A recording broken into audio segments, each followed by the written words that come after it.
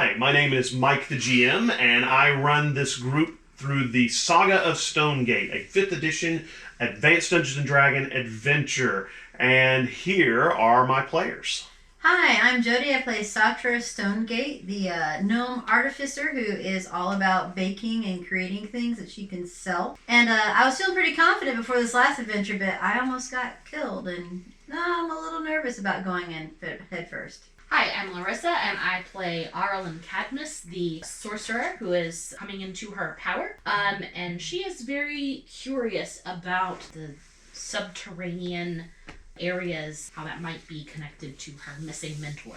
Hi, I'm Tim. I play the halfling druid, Holt Arden. Recently, I got a very cool staff that possibly bites me, but also gives me some cool magic. And I'm also interested to see if we're going to go to some Dwarven mines. Hi, I'm Kylan, and I play Avrael Arcath, the Yuan-Ti rogue paladin. And I too am interested in these mines and what this signet ring that we have potentially would unlock. Hi, I'm Chuck. I play Elias Blaze, the Satyr Bard, and I'm also interested about that ring because it wasn't magical and I was kind of hurt about that. I'm Trevor, play Jethro, the Goliath Barbarian. I sure hope we find Alma in one piece. True. You never know. You know, that's probably... Yep, you never know. Submarine takes. You guys know how evil Our I mayor am as a GM. did pretty much guarantee that we wouldn't rest until we did. Yeah, Well, that's right. Yeah. Long rests and short rests are allowed, but otherwise it's going to be a very short adventure. Yeah, exhaustion levels could be bad. Yeah, I was going to say. 6th day we all die. I have exhaustion. That's right, exactly. It's like, 5 We have levels. to solve this before they... Yeah, that's right. Oh, that's what it is. You got to solve it in 6 days. No. Alrighty. So you have a townsfolk gathered at the Screaming Wyvern Inn. You've got the mayor who is standing in front of all of you, has just finished his wonderful speech praising you, and a dwarf in a bloody pile on the floor claiming to have been attacked on the road. What are you going to do? The townspeople are shocked. And in awe. Is he still just like right in front of the door? Pretty much, yes. He did not move far. Fair enough. Is he dead or... Have we had can I a tell? rest since then, or...? No, you have My not. spells You are have still not. So, extended. yeah. I was just making sure of No, that, I'm sure. because, In which case, I just want to go to the door, step over him a little bit, just kind of like look out the door. All right. You look out the door and you do actually see what looks like shuffling, somewhat bloody footprints coming from the east of town. It looks like he walked, which, you're not sure how far he walked, but he definitely seems like he came from east of town. And there is blood in the street, so he does seem to be like he was bleeding a good bit. He is unconscious on the floor. The rest of you, what are you going to do? Can I use, I don't have any medicine to, like... Or is there somebody else You there? have Spare the Dying. Oh, I forget that's a cantrip. Yes, I do. So you're going to cast Spare the Dying on him? Yeah, I'll cast Spare the Dying. You cast Spare the Dying on him, and you notice that, he's bleeding, and you cast Spare the Dying, and immediately you notice some of the wounds close, and so it doesn't look like he's going to bleed out on you, which is probably a good thing. His breathing gets a little easier, and the color of his skin looks a little more healthy, but he is still very much unconscious. That's Well, for sure. I'm just going to ask the innkeeper Mhm. if they can bring some, like, pieces of cloth or rag or something that... So places that he's, like, might be bleeding out from a little bit more can be... Well, actually, as soon as you mention that to the innkeeper, he says, "Quick, clear a table!" Basically, clears a table, sends one of the little serving girls back to get some clean cloth from out of the kitchen, and so everybody gets away from this table. They lift up the dwarf carefully. They probably have you do it because you are quite big and strong. Put the dwarf on the table, and remember there's a doctor in town, and she is here, and so she immediately comes over and starts tending to his wounds, wrapping his wounds. You can see that she's got her doctor's bag, as all good doctors should, and she starts applying poultices. At one point she kind of mumbles something on it to kind of diagnose, and it seems like she is definitely in full doctor or chirurgeon mode to make sure that he's okay. What do the rest of you want to do? Can we look at his clothing and maybe to get a better idea of, like, what... Was it an animal, a person? Where was he at specifically? You're wanting to check his wounds then. I think if anybody has craftsmanship of weapons, anybody have that? Maybe artisan blacksmithing or something like that? Okay, I was going to give you advantage. Otherwise, you're going to need to make an investigation check, okay? Alright. Ooh, is that a 20, right? Is the Flip it potion? over. Yeah, the potion's a 20. Yeah. So that would be a 27. Wow. Holy crap. She investigated. She is the that. artificer. I didn't need I mean, it. Yeah. Right. The wounds are now larger when I like pull them apart. You start looking at the wounds that he's got, and the Good thing doctor I kind of love looks at you and frowns, but she doesn't stop you because you don't seem to be hurting him. And so you're looking at the wounds. Definitely these wounds look like they were made from sharp objects. At one point it looks like he's got a blunt wound where maybe some kind of spike pierced his armor. He is wearing leather armor, but not chainmail or anything like that. He doesn't have a weapon on his hip, though there is an empty scabbard. And you get the feeling this guy was maybe, and he is a dwarf, was maybe traveling with some people. You're not sure, but again, he is unconscious, so you can't really get a chance to talk to him. So these just look like normal Attack what wounds. we think of as attack wounds. Doesn't look like a wild animal did it, and it doesn't look like claw marks, which, you know, so It far looks the like attacks weapons. have, right, so far, you know, Morlocks, and, you know, they've had clubs though. right, and so this does not look like club wounds. This looks like somebody was attacking or stabbing, maybe knives or axes or some bladed weapon for sure. Does he look well dressed at all, or just does he look like a commoner? You check his armor. His armor is in good repair, so it's kind of hard to tell other than that. You figure he might have, you know, it's not cheap armor. It's not in rags, besides where things have attacked him through it. But it's definitely nice armor. It was in good repair. Can we get a sense at all if maybe he was like a hired mercenary to protect the traveling group, or? Hard to tell, again, because he's unconscious. Right. Yeah, Yeah. does that mean insignias or anything like that? No, really sure does not. Well, you would think a hired mercenary might have better armor. Because he is wearing leather armor, and it's not chainmail or plate or a shield. It looks like he was wearing a weapon at some point, but he's lost it somewhere. Yeah. Before we leave though, I'm gonna motion over to Lashley. Oh, can you give me a bit of a help real quick?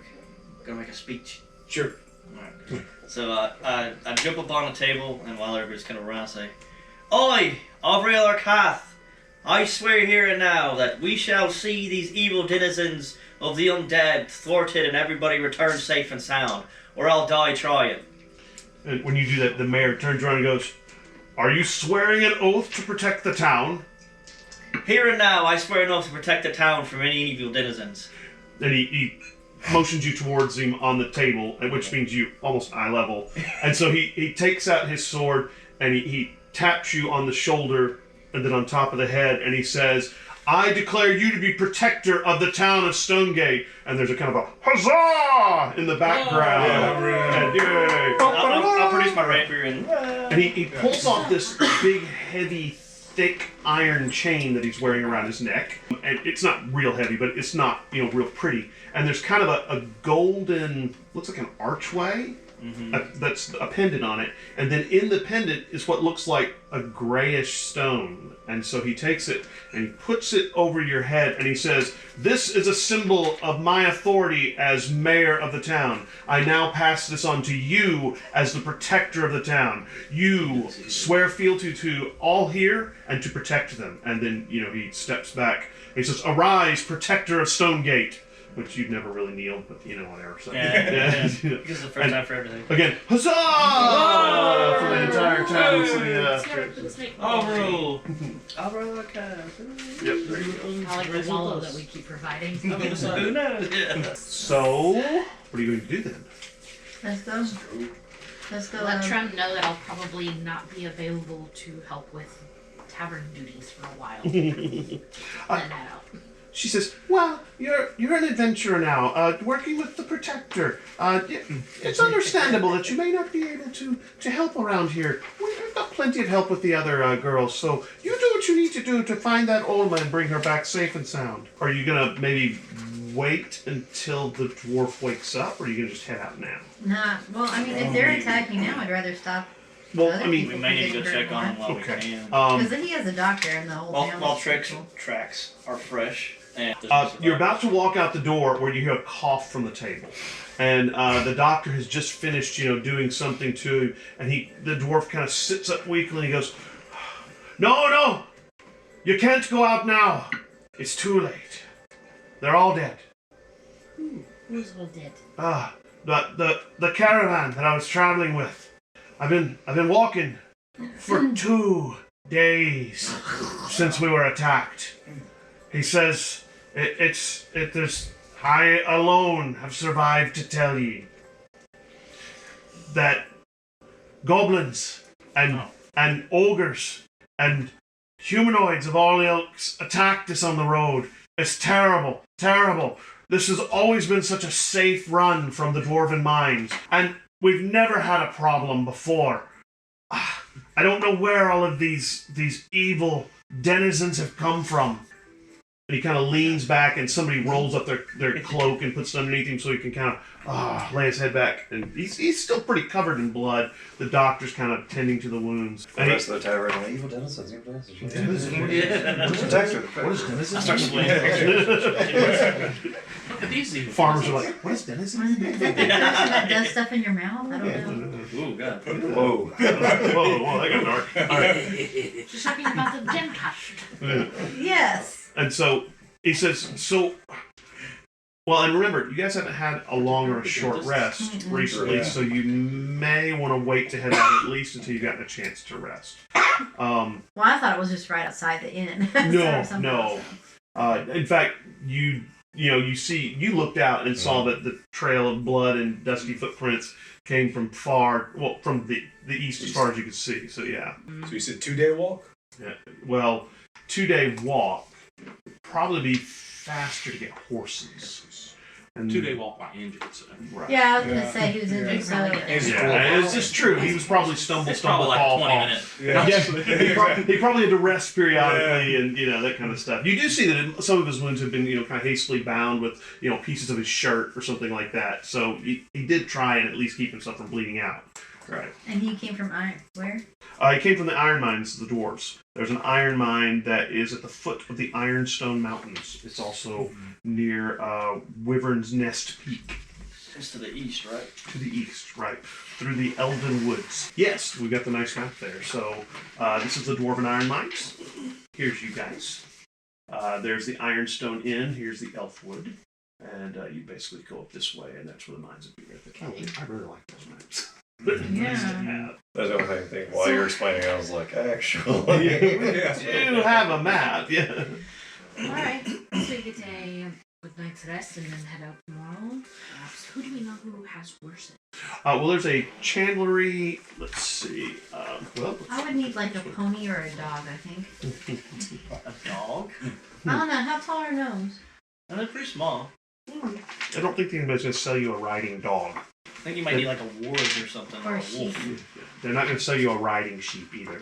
Sheep are not very well trained that way. They're kind of, Actually, the inn has horses that they sometimes lend out and that go in the stables. Let's see. I'm trying to see what else we've got here. Well, we can all ride together in one And animal. there's a wheelwright that's nearby. Little people? So there you go. No, I'm medium sized. Like, Oh, I'm really? like Oh, okay. 5 something. You're 5'9"? No. I'm 5'11". He's a snake boy. Oh, that's right. You're young T. Yeah, so Oh, they're normal size. Y'all are You're the so only nice. short one. Oh, He's Oh, you're shorter than halfling. me. You're a short one too. He's shorter than me. Oh, He's we- the we could weak share a one. horse. Nimble. Pretty much right. Yeah. Now that being said, you can ride a normal sized horse. It's just you're going to be doing the splits on. Well, no, not quite. It's You have just to gonna get the little specialized saddle. right. And you have to find a horse that's very narrow. Or you can stand on one stirrup and you stand on the other stirrup. Oh, there you go. And you can just hold hands Yeah. and lean out and do the thing like that. Your arms get tired. Tie them together. Right. Pull that way. Lean out. We got There's turn. a tree. There's a tree. All right. Oh, biscuit at it. That's right. She knocked the tree down with the biscuit. Yeah, she probably could. Why are you attacking? I used all my biscuits with the horse. That's right. Oh, You yeah. killed the horse then. That's Time for hard biscuit. yeah. Horse got no teeth. She anymore. needed some soap. That's right. Right. Got rid of that horse. So what are you going to do then? Is everybody heading back to their respective places to rest? Bed down, yeah. Right. Because remember, you went in the morning or kind of mid-afternoon, if I remember correctly. It's probably you went in probably around noon to the place in here. It was daytime. And so it's probably around mid-afternoon. You probably need to go rest. You almost got killed, so you probably need to rest up, bind your wounds, that kind of stuff. Last couple of days have been rough for several of y'all who have gone down from attacks and things like that. What is everyone doing in the meantime? I do think that we should, So we'll once the dwarven guy maybe gets in a little better shape, ask him some more questions, and Yeah. you know, because we also have we do have goblins and whatever he's talking about, but we also did lose a whole townsfolk, more than one. Yeah. So how is everybody what is everybody doing for the rest of the day? And I guess next morning you will meet together at the Screaming Wyvern, where you can borrow some horses. That's where I'm staying in this. Yeah, right. That's And yours to you town, too. too. And This you is had the first poured day. out poison, I So, believe. yes. So tomorrow you'll be able to choose something else and pour it out if you want to. All right? I did want to do maybe a small or quick patrol of the town after everybody kind of goes to bed. Okay. Sounds good. Maybe stealthily walking around, making sure. Because we still hadn't found Alma or Miriam. Right. So I don't know if the attacks are actually officially done from the undead guys. So I want to do Good point. one more sweep. Good point. Anybody else? Where's the dwarven? Is he staying at the inn? They've or- got him at the inn, right. Okay. They're going to put him up in one of the rooms upstairs and let him rest up. I still have all the stuff I had before that I hadn't used, so. I'll just wait until after he gets a rest, and then in the morning I'll talk to him early, like first thing. Okay. Sounds good. Yes. I'm writing down all the details of what's happened so I can remember for my epic tale that I will There you tell go. afterwards. Sounds Writing good. his magnum. That will be on the thing called the podcast board at the. And you'll have the I'm sure by then you'll have what rhymes with orange. Yeah, well, that's maybe. Go watch Um, that clip again. Jeff, what were you going to do? I think I'm going to get whatever belongings and stuff that I think we might need, including those javelins and whatnot, and then take a nice rest. Just get ready for tomorrow. Wait, I'm going to add to mine that I'm going to prepare some food. Okay. All right. You're going to prepare some food at your... Yeah, at my parents' bakery, Right. whatever. Okay. You making just food to take with you or something like that? Okay, cool. All right, sounds good. Anybody else? You're going to do a circuit. You're going to question in the morning. You're... I'm gonna just rest and meet up with everybody. Okay, sounds good. All right. So you all head to your various and respective places, getting ready for what will probably be a journey of maybe a couple days at least, depending on how far this is. So you, of course, rest for a little bit, kind of get your stuff ready, and then head out to patrol. It's pretty quiet. You begin kind of your circuit over here. Head up this way by the farms. Remember, this is where the farms they'd had somebody peeking in their window. Mm-hmm. And if you remember, this was where was it? Oh no, I'm sorry. The brewery was where the little boy got killed, I believe. Yeah. Yes. Mm-hmm. Barrels. Right. Because the barrel house collapsed on him and stuff like that. All right. So Corwin was the little boy who died. Corwin. Yeah. You kind of work your way up around the wheat field by the mayor's house. There's still lights on at the mayor's house. He seems like he's up kind of late. But remember also that was where his daughter said somebody was looking in the window at her too. You kind of work your way over to where the sawmill is. I'm going to need... What's your passive perception? 13. 13. Okay. Alright, you're walking down this way and you see kind of a shadowy figure in front of you, and something about it strikes you as odd. Maybe it's the way it's walking, something doesn't seem right. It's this small figure. You're thinking maybe like a halfling or maybe something like that. You're finding it a little odd that a child is out late at night as well. So you're kind of going, this is strange. Can I stealth and get a little closer look? Give me a roll. 24. Okay. You begin moving towards this creature, and the first thing that you notice is there's just kind of this weird, pungent smell coming from it. It just smells odd. You get a little closer, and you notice that the creature seems to be kind of walking like it's got a limp or something like that.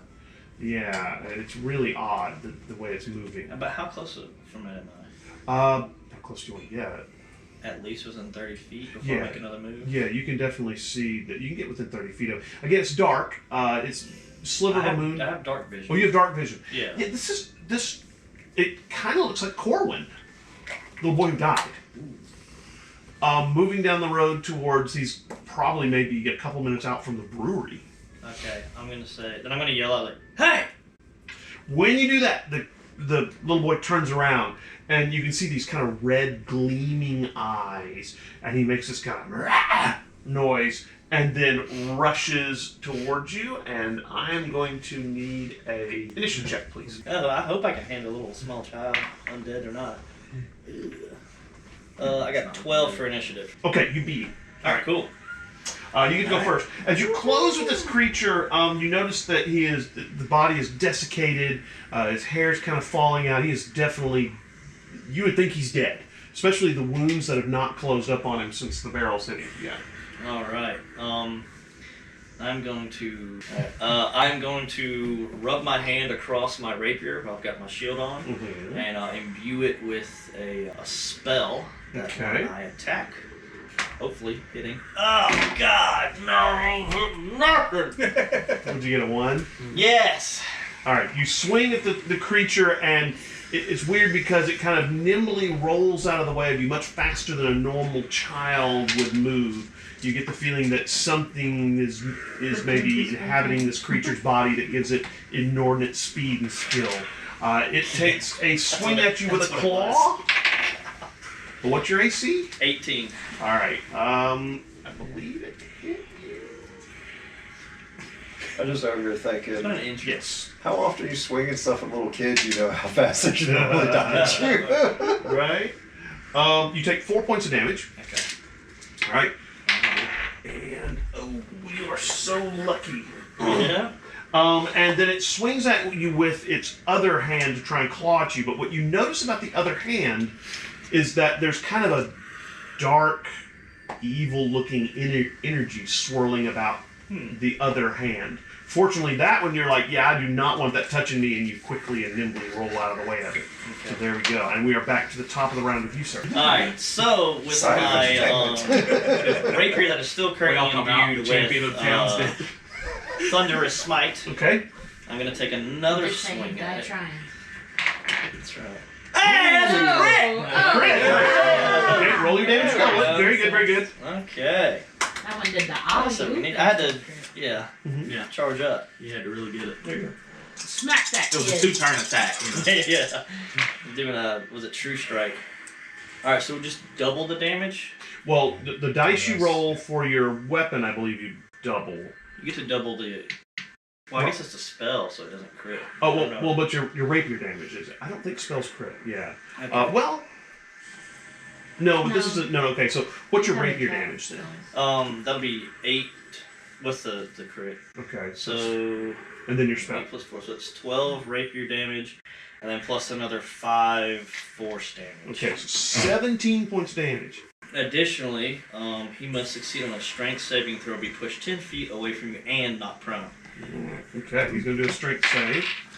I don't know that he did that.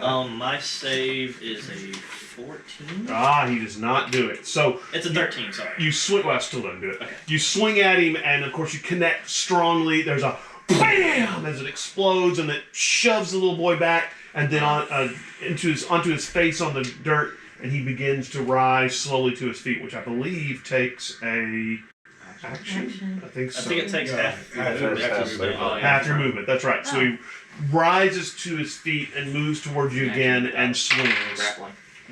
What's your AC again? 18. Okay, he misses again with the claw. And this is the icky claw. Yeah, that's a good one. Is it crit? No, he didn't crit, but he 17 hit. though, so. So you get hit by. You take 6 points of damage, Okay. and I need you to make a con save. You said 6? Yes, con save. Ooh. That's going to be an 11. That will not do it. So what you feel is this dark, evil energy, necrotic energy connects with you. You feel your life force draining away from you. So your max hit points are now 6 points less. lower. Yeah. Okay. Until you take a long rest. Okay. Alrighty. You top of the round again. Go ahead. I'm going to try and stab him. Sounds like a plan. Alright, does a 18 hit? Oh yes. Alright, cool. Very easily.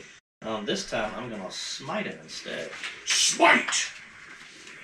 Well, get ready to go for a long rest anyway, so might as well unload it on you. And the Thunder Smite, since I'm not dueling, can't really benefit from the prone part. Right. I should have backed up, is what I should have done. Alright.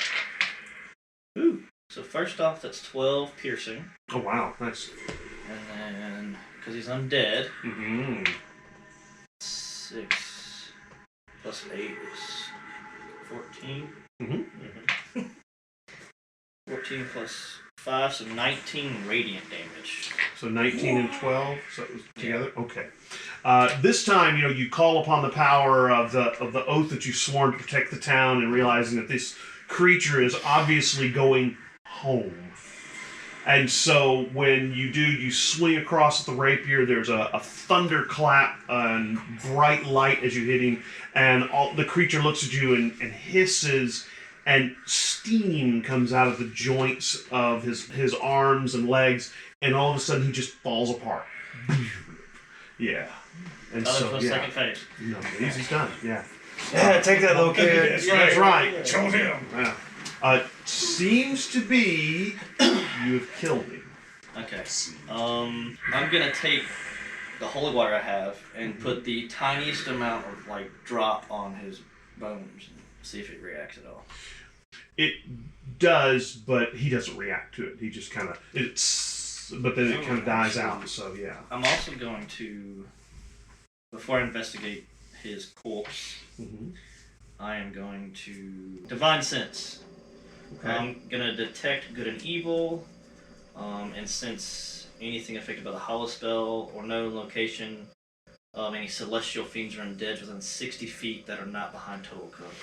You do detect that he was undead, but of course he's destroyed. Okay. Nothing else in the 60-foot Around. radius.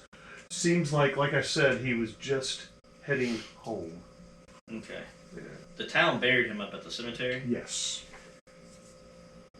Alright, so I'm gonna grab his skull and bring it with me.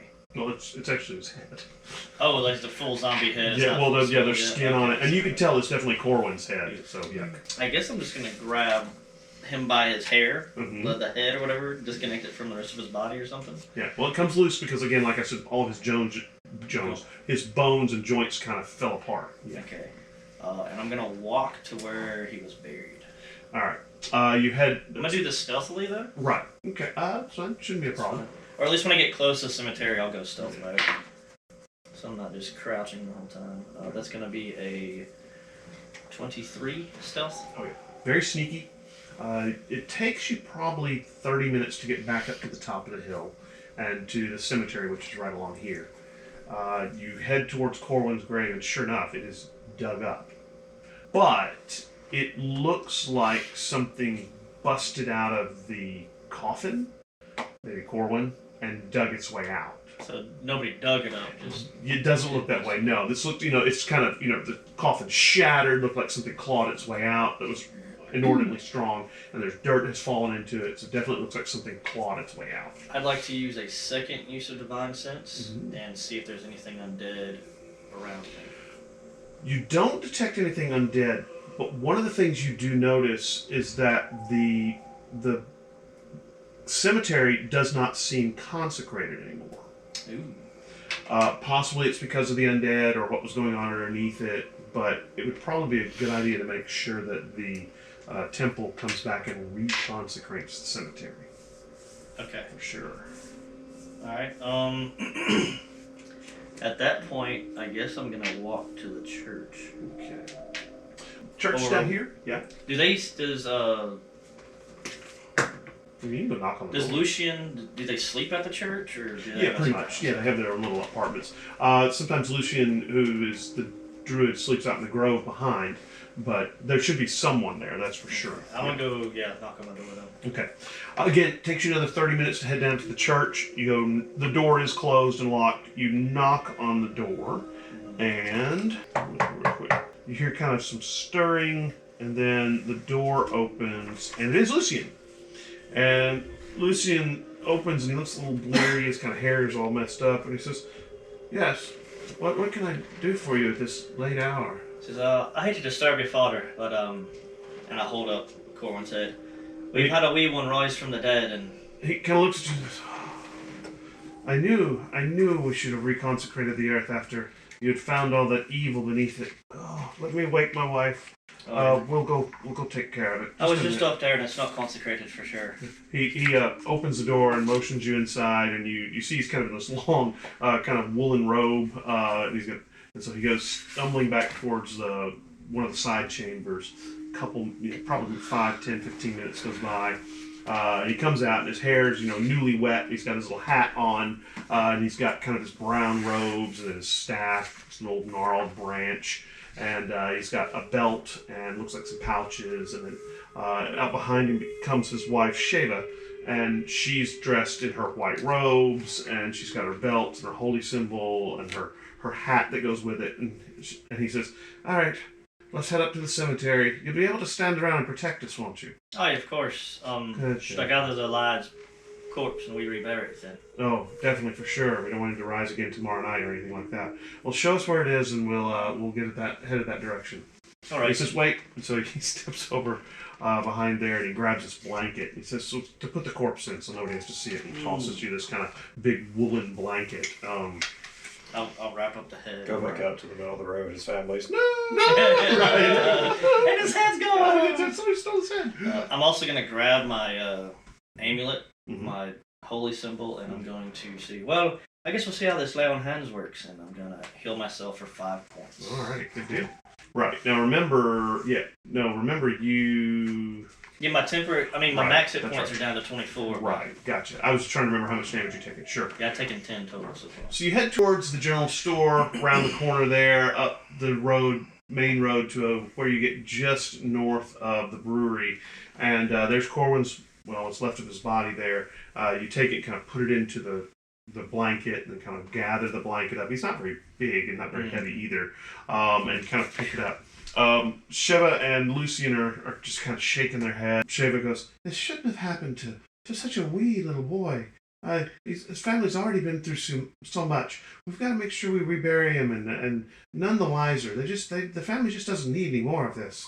And she looks, honestly very upset. So you head up the hill to the cemetery, put his body kind of back into the coffin. Again, it's destroyed, but you're able to kind of shovel some more dirt in there and get it in there so it looks at least covered up.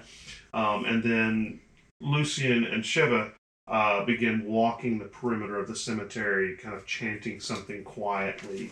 You notice it takes them probably about 15, 20 minutes to completely make the circuit. And then they continue and do another circuit.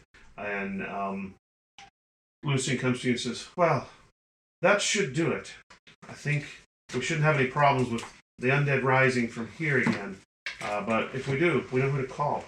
Right. And Well, I guess I'll escort you back to the church, and I'll be on the way. Oh, we're fine. It's just the town, so it shouldn't be a problem. But thank you. You probably need some rest anyway, and make sure you get somebody to look at those wounds. Don't want them getting infected.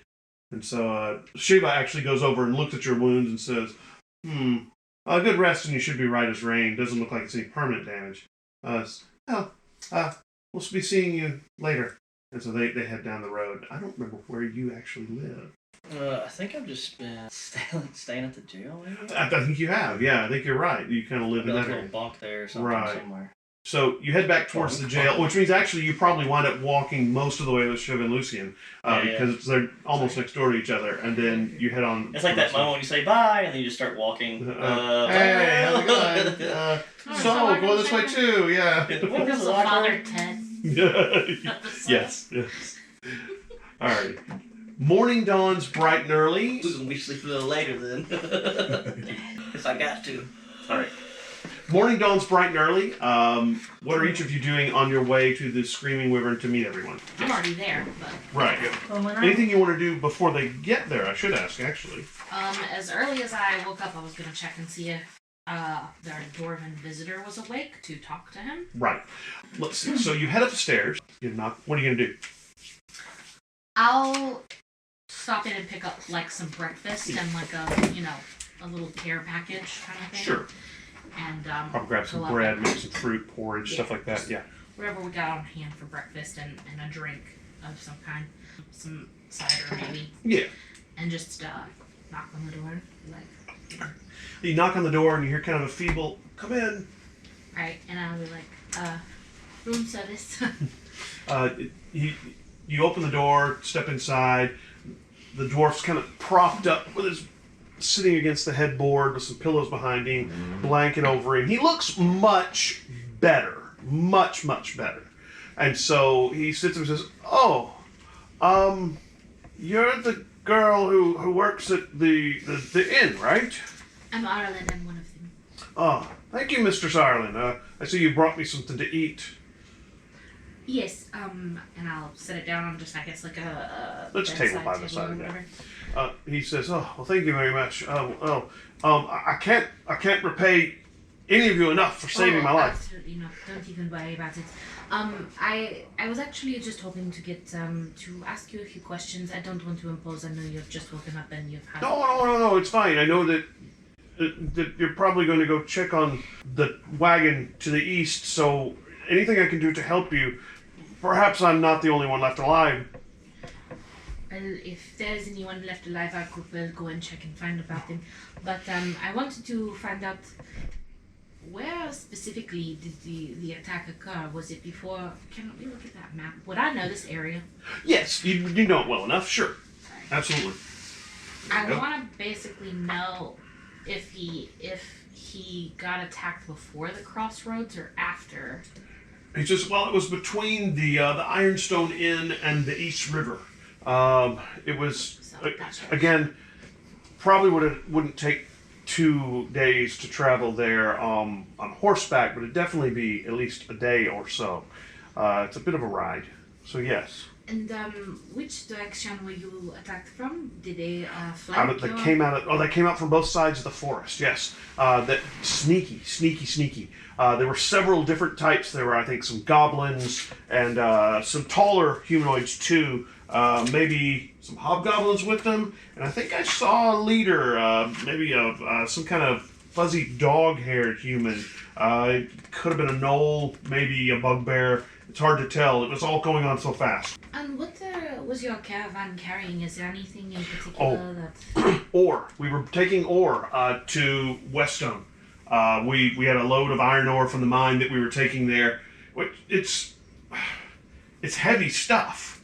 It's a little surprising that they would attack an ore cart. I mean, well, an iron cart. Just a little surprising. I mean, it's not worth that much, but it is useful for Weststone for various goods that are being manufactured there. We were going to drop off some here in the town of Stonegate, too, for the blacksmith. Am I familiar with any stories of local, like, goblinoids working together in this kind of way, raiding or anything like that? No. In fact, this area is considered to be really safe. I mean, it's kind of halfway between, was it Ironstone and Weststone, and so really it's well patrolled for the most part. Most bandits have been chased. I mean, you get a few bandits every once in a while, but there are no humanoids. Now, when you get down into the East Fen or into the Cairn Hills, then possibly a few, but the road between Stonegate, especially in Ironstone, is very, very safe. I mean, it's just really kind of crazy. If my friends would like to ask you some more questions later, I understand this is probably very harrowing for you, but... No. I want to help as much as I can. We've got to... If we can, recover the ore, because if there's humanoids in the area, then we may need to arm ourselves. And so it's important. I'll help as anything I can remember. I'll be happy to tell you. Did you have... I know you weren't anticipating an attack, but did you have mercenaries or anyone hired to protect you with this troop? Well, again, it's pretty safe. So we had one guard, just in case there were some bandits on the road. But for the most part, we're able to defend ourselves. So, I mean, right. And the number of of your attackers, how big would you say the band was? it was so fast. Maybe a dozen. a few. I mean, it's more than we could handle. We had one guard. I was driving the cart. We had a foreman that was with us to kind of help with the loading and unloading and tally the amount. And so it was just us three. So again, we don't normally get attacked. Most people see 3 dwarves on the road and they decide, oh, there's easier pickings. Right, well, I'm gonna let you rest for now and enjoy your breakfast. And if my friends have any other questions, we'll get in touch with you before we head out of town. Oh, good. Okay, sure. Anything I can help with. Anything. So the rest of you, what are you doing first thing in the morning? Well, I'm gonna roll over and touch a flask. Okay. You get your elixir. To get the boldness potion. You don't get to choose the first time somebody drinks it. You have to roll. Oh, that's right. I forgot. Now, if you use a spell slot, you can do that. Yeah, yes. no, I forgot. Absolutely. Unknown. Yeah. You get an unknown. But I did use elixir. a spell slot. I did use a spell slot because you can do both of them. I did use a spell slot for a healing potion. Okay, cool. Sounds good. Produce the half-ounce poison. So more poison. Okay. Yeah. No, that's the first poison. I had the timing wrong. Okay. That's Remember? fine. Okay, that's fine. So then, once you've done all that, done your kind of stuff for the day, you feel much better. Remember, you're completely healed up.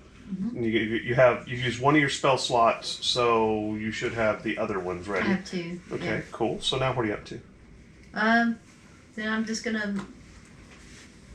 gather my, I don't know. Gear, We cooking supplies. did we agree to where we were gonna meet? Did we say at the tavern? That's what a Okay. dwarf is. So I'm just gonna over prepare food, have all my stuffs with me, and I have this little hand cart that I'm gonna Like a little rolling wooden like a cart. rolling thing. Mainly it's just one handle with like a big wooden box and a little tiny wheel attached to it. With a couple wheels, yeah. One wheel would be just terribly 2 wheels. Okay. 2 wheels. All right, it's like a wagon, essentially, right? That was it Right. called the Wainwright, the wheelwright. Wheelwright, yeah. I'm sure you have one. All right, so you load your stuff on there, probably in baskets, with little covers, and grab your little wagon and start heading out. So your wooden wagon, little red wagon, blue No, wagon. there's no color. It's just wood. It's just wooden. Okay, naturally wood wagon. Okay, yes. So for me, I'm just gonna. I would probably be up early because I work at the, with the shepherds and stuff. True. But I would go ahead and let Morven Birchbane know that I may be gone for a day or so because I volunteered to work with the champion of Stonegate, Right. great hero of Stonegate, so Right. to assist. Working on my resume. Well, okay. So when you tell Morven that you tell him, hey, you're gonna be out. And he looks at you and says, "Well, be careful. There are a lot of bad things out there in the world, and they don't let them get you the way they got my wife, Margaret. Be careful. Right. Anything I can provide you with to help? I don't think so. I Hold on." And he goes inside. He comes back out in a minute. He's got this white cloth, and he opens it up. And there's like a pile of jerky. Okay, it's all lamb jerky. So it's got kind of a gamey taste, but smoky lamb. Okay, and he says, "Look, here, take this with you." And he ties it up and kind of wraps up and hands it to you. That'll at least help you on the trail. Right. Thank you very much. I really appreciate it. Come back in one piece. We need you no. around here especially when the lambs come. Well, also be careful around the village or the city because it seems like some odd things have been going around here too. Right. Well, at least we've got the sheriff and the deputy there. Have a good one. Yeah. I'll see you when we come back. He very grimly watches you walk away, eyes hooded and dark. He's not a happy man. He's not a mean guy, not hard to work for, but he just doesn't smile very much. And it all comes back from the fact that he lost his wife. Yeah. Right. All right. Jethro. Well, so went ahead and gathered all my stuff up last night. Mm-hmm. You're ready to Yeah, I'm just gonna go ahead and make my way to the inn then. Okay. And whenever everyone's ready to go off to the east. You gonna grab any breakfast when you get to the inn or anything? Absolutely. Okay. You get to the Screaming Wyvern, and it's pretty quiet. It's early in the morning. A lot of people are out working and things like that.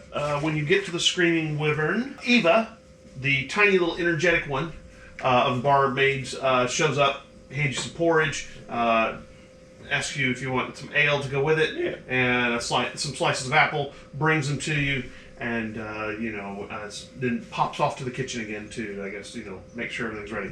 You come downstairs. Downstairs, yeah. You see Jethro waiting already there for you. Just stand by. Okay.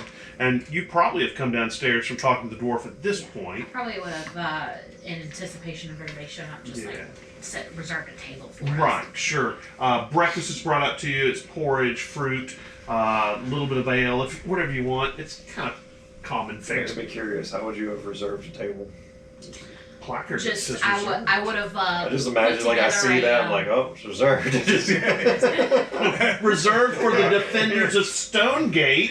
I probably would have posted up with a little charcuterie board of things that I just grabbed from the kitchen. You can probably grab some sausage and cheese from there. So there's a little nicer fare that you can eat. Sausage and cheese, because most people just eat porridge and fruit. That's pretty much it. And that brings us to you come rolling in. With your wagon, you can roll it inside. Yeah, so you it's not really big. Yeah. Okay. The gnome comes in, pulling a wagon. She comes up to the table, hops up on the bench. There's food already set out for you. Nice. Okay. You gonna eat? Yeah, I haven't eaten yet. I've spent all night cooking. Right. And then took a nap. Right. I don't know why I just imagine you just hop on there. It's like, nice, and just take it all into your bag. Wonderful. Well, I was thinking I made biscuits, but I didn't make any meat, so meat might disappear Sausage faster. may disappear in the cheese. And then I'm going to say that you're probably the last one to show up because you were up kind of late. So, yes. Let's see. That would have been... Avriel. Before I go there, Right. though, I'm going to check in with Gruma, Mm-hmm. and I'm going to be, when I finally find her or whatever at the jailhouse, I'm like, Right. might we have any extra, maybe armors laying around? I've just got these wee leathers. Maybe something of the studded variety? No. But look, go check with the blacksmith. He might have something he's already got made over there. If not, they're the general store. And look, put it on my tab. Since you're a defender of Stonehaven, and she kind of smiles funny at you and says, yeah, put it on my tab, it's fine. It's like, well, I've been a soldier of fortune and fighting for coin. I thought maybe it's time to find a cause to fight for this time. Sounds good. Obviously, for the village that took you in, I approve. Especially since I live here. And she kind of chuckles again. Remember, she's half orc, so she's got kind of a funny sense of humor. She says, well, look, like I said, put it on my tab if you get anything from the blacksmith or the general store. Yeah. I'm going to give her one of those firm kind of wrist guard shapes. And Yeah. She's strong, okay? But not stronger than you. I think your strength's she's probably stronger than me. What's your strength? A +1. Oh, no, this is stronger. She's got I'm 16. I'm all dex. Yeah, she shakes your hand, smiles, and says, come back safe. It's hard to find lots of deputies around, especially in small towns like this. People who are willing to put their neck out for others, so don't get lost or killed or anything. I'll try not to. Right. Give her a nod and I'll head on out. Where are you going to try first? I'll try the blacksmith, yes. Okay, blacksmith, if you remember, is run by the blacksmith. Is actually not very far from the sheriff. It's literally across the street. Perfect.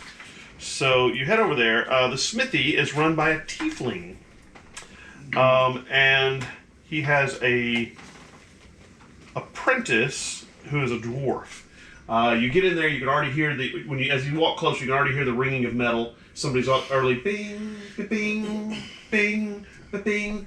You walk up to what looks like their storefront, and out back would be where the forge is. It's kind of an open area, so you can let lots of heat in and out and smoke, and don't kill yourself from smoke inhalation.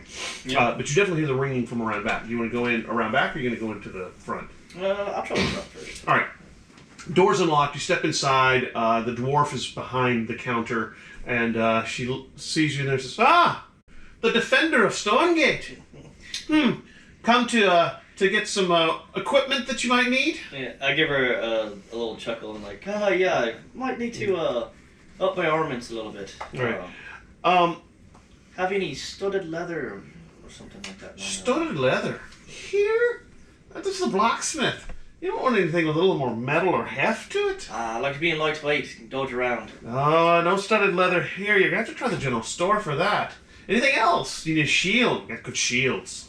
I've got a pretty good one right now. You need another sword? Maybe a dagger. I could use a morning star. Oh, Morningstar. Let me see what we've got out back. And so she steps out and she goes... Or a mace. Yeah, a mace. Mace? I'll check. And she goes, Art, we got a mace or a Morningstar? And you hear him go, nobody wants armor anymore or anything interesting. It's all just long sticks. And you hear this litany from the back. It's all just sticks with heavy things on the end or knives to stick people. Doesn't anybody want one of the revolvers I've built? It's beautiful. Wait, what's that? And he says, and she goes, what? A revolver, you say? Yeah, they're just beautiful revolvers. And so Art comes out and he's wiping his hands off. He's tieflings, we get the horns and stuff like that. Red skinned. He goes, I'm always trying new things. And nobody wants anything but hoes and shovels and gosh, it's so boring. But revolver. No, what's this? I don't think I've heard of one of those before. Oh, let me show you. And he goes around behind the counter and he pulls out this thing, and it's this long-looking revolver case-looking thing, and it looks like it's got 5 barrels. Okay, and then it's got a big old wooden handle. It's really heavy, probably about this long. Revolver, right? Dirty area. Yeah, right. Maybe this long, right? And he says, "Well, look, what you do is you load shot and you load basically this black powder." Into here, and then when you pull the trigger, it taps one of the ends down here, and there's a special firing mechanism that lights the powder, and it throws this little round ball out of the end of the gun, and it's fantastic. It's not as accurate as a bow or a crossbow, but it does so much more damage when you do hit. My eyes kind of glaze over halfway through the he's like, so how do you fire it? Well, you pull the trigger. Oh, that's easy. You just point and pull the trigger. Right, but you have to understand. You have to know how to sight along the barrel, and again, your eyes kind of glaze over. And he starts talking about, you have to make sure you line up the end of the barrel with the little tick marks here, and if you've got a certain height you're shooting from, you have to raise this up a little bit to make sure. And you're kind of like, yeah. So non-proficiency in revolvers wouldn't be so good. So yeah. All right. Well, I don't know if it'd be great in my hands, but I might have someone who might. All right. I'll show them your way at some point. Okay, sounds good then. All right, good. Southern Leather General Store. I'm sure she'll fix you right up as rain. Take care. Well, you got a mace. Oh, right. And he turns around and he says, Nothing interesting. Yeah. He says, Hilda, get that mace that I've just finished. And she goes, all right, I'll bring it up. So she comes back out and she's got this nice mace. Very standard wooden haft, kind of the flanged head, about this long, a little spike on the end. And he says, yeah, that'll do it for you. All right, how much are you? Well, it normally goes for around 10 gold. Whew. Put it on Groomer's tab. All right, that'll do. So he hands you the mace and he makes a note in a book and he says, all right, I'll make sure to let her know that she's taking care of it for you. He knows that you work for her anyway, so it's not a big deal. Small town, everybody knows everybody. Hero of Stonegate? I gave the little shake of my chain. Yeah. Been around more. I'll wave him by and head out and thank him for the mace. So yeah, you take it, hang it from your belt, head towards the Screaming Wyvern. You walk a little bit further down. The general store you can see is a little orange building right there with a huge warehouse, right? And there's a well behind it. You get to the general store, head on inside, doors open, and inside the general store you see that there's a half-elf standing behind the counter, blonde, kind of cute, and you see walking in is her twin brother, carrying an armload of leather goods and wine skins and cloth and stuff like that in from what looks like the warehouse. And she sees you and says, "Oh, are you needing something?" Oh yeah, I was in the market for some studded leather if you've got any. Studded leather armor. And she says, "Oh, look." She kind of looks you over. She says, "Turn around." Okay. And Posture goes, "Oh, come on. You know which leather he needs, and quit making him just show off for you." And she goes, I know. Says, "Hey, give a girl her kicks." And so she kind of winks at you and heads walking off into the store and heads towards the back. A couple minutes goes by, and she comes back and it's a suit of leather armor, studded leather armor. And she Just says, head to toe in leather. yeah, right. Ooh, that's a little creepy. Yeah. Bring in the Makes gimp. those creaky mother noises. Yeah, bring in the gimp. Yeah, no, anyway, so she hands you the studded leather armor and she Different says, style of combat. yeah, right, yeah, buddy. So she brings it up to you, kind of holds it up in front of you, says, I think this will work. And says, all right, is this what you want? Oh, yeah, this'll do. She says, well, that'll be 35 gold pieces. All right, put it on Gruma's tab. Gorilla's going to take care of it. Well, All since right. you are the savior of the protector of Stonegate. Not quite a savior yet. Yeah. Well, not yet. She kind of waggles eyebrows at you, and you're like, what is going on here? Right. And she says, well, Things here come with a lot of new privileges. you're right. And so she hands you the studded leather, and she says, well, you're going to put it on. Right here. Well, not necessarily. I'm sure there's something a little more private out back. All right, well, I appreciate it, but I've got places to be. Where's tight schedule? Tight schedule. Always important people like you have things to do. Yes. Well, look, if you need anything else, let us know. And again, she goes back behind the counter and kind of watches you as you leave. And her brother the whole time is just shaking his head. And as you get out the door, you hear him go, shameless! Absolutely shameless! And she goes, you're just mad because there aren't any cute girls that'll give you the time of day. It's not. And so you can hear the argument starting as you begin walking down the street. You head to the Screaming Wyvern carrying your new packages and stuff like that. Get inside. Everybody else in the group has gotten there and they're finishing up kind of some breakfast. You notice that they seem to be waiting for maybe you. Yeah. Oh, okay. What are you gonna do? I guess I'm gonna sit down and greet everybody. All right. All right. So you're all together at the Screaming Wyvern. What does everybody want to do? I'm just gonna fill everyone in on everything that I got from the dwarfs this morning. Right. So there was only the three of them on the road, so he wasn't sure how many people were in the raiding band, but he said at least a dozen. So he's also interested in us recovering the ore, if possible. So, I'm gonna pull out the flask of half ounce of poison that I actually have and give it to the paladin. Ooh. Thank you, Sarta. I appreciate it. Holy poison. Holy poison. I mix it with the holy water. Yeah, that'd be an interesting thing to throw on something, right? just like that scene from That's the two-way sauce. Boys where they're putting the holy water and the garlic and all of that in the bathtub, Oh, yeah. All right. putting it in the super soakers. Oh, hey, Sarta. Yes. You know your way around guns? Not yet, but I can, I think. As Well, the for artificer. anybody interested, the blacksmith is something called a revolver.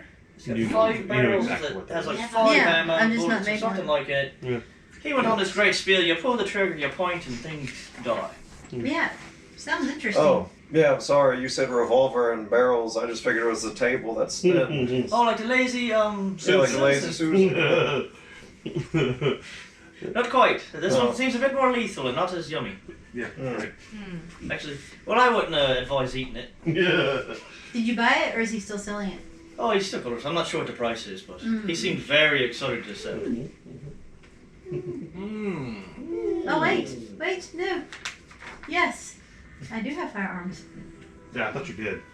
Very interesting. Cool. How long are you guys gonna be here? We can wait. Yeah, Okay. that's just still arrange for mean- horses and stuff, so we can do that while Yeah, we're we'll get the gone. horses. Alright. Yeah.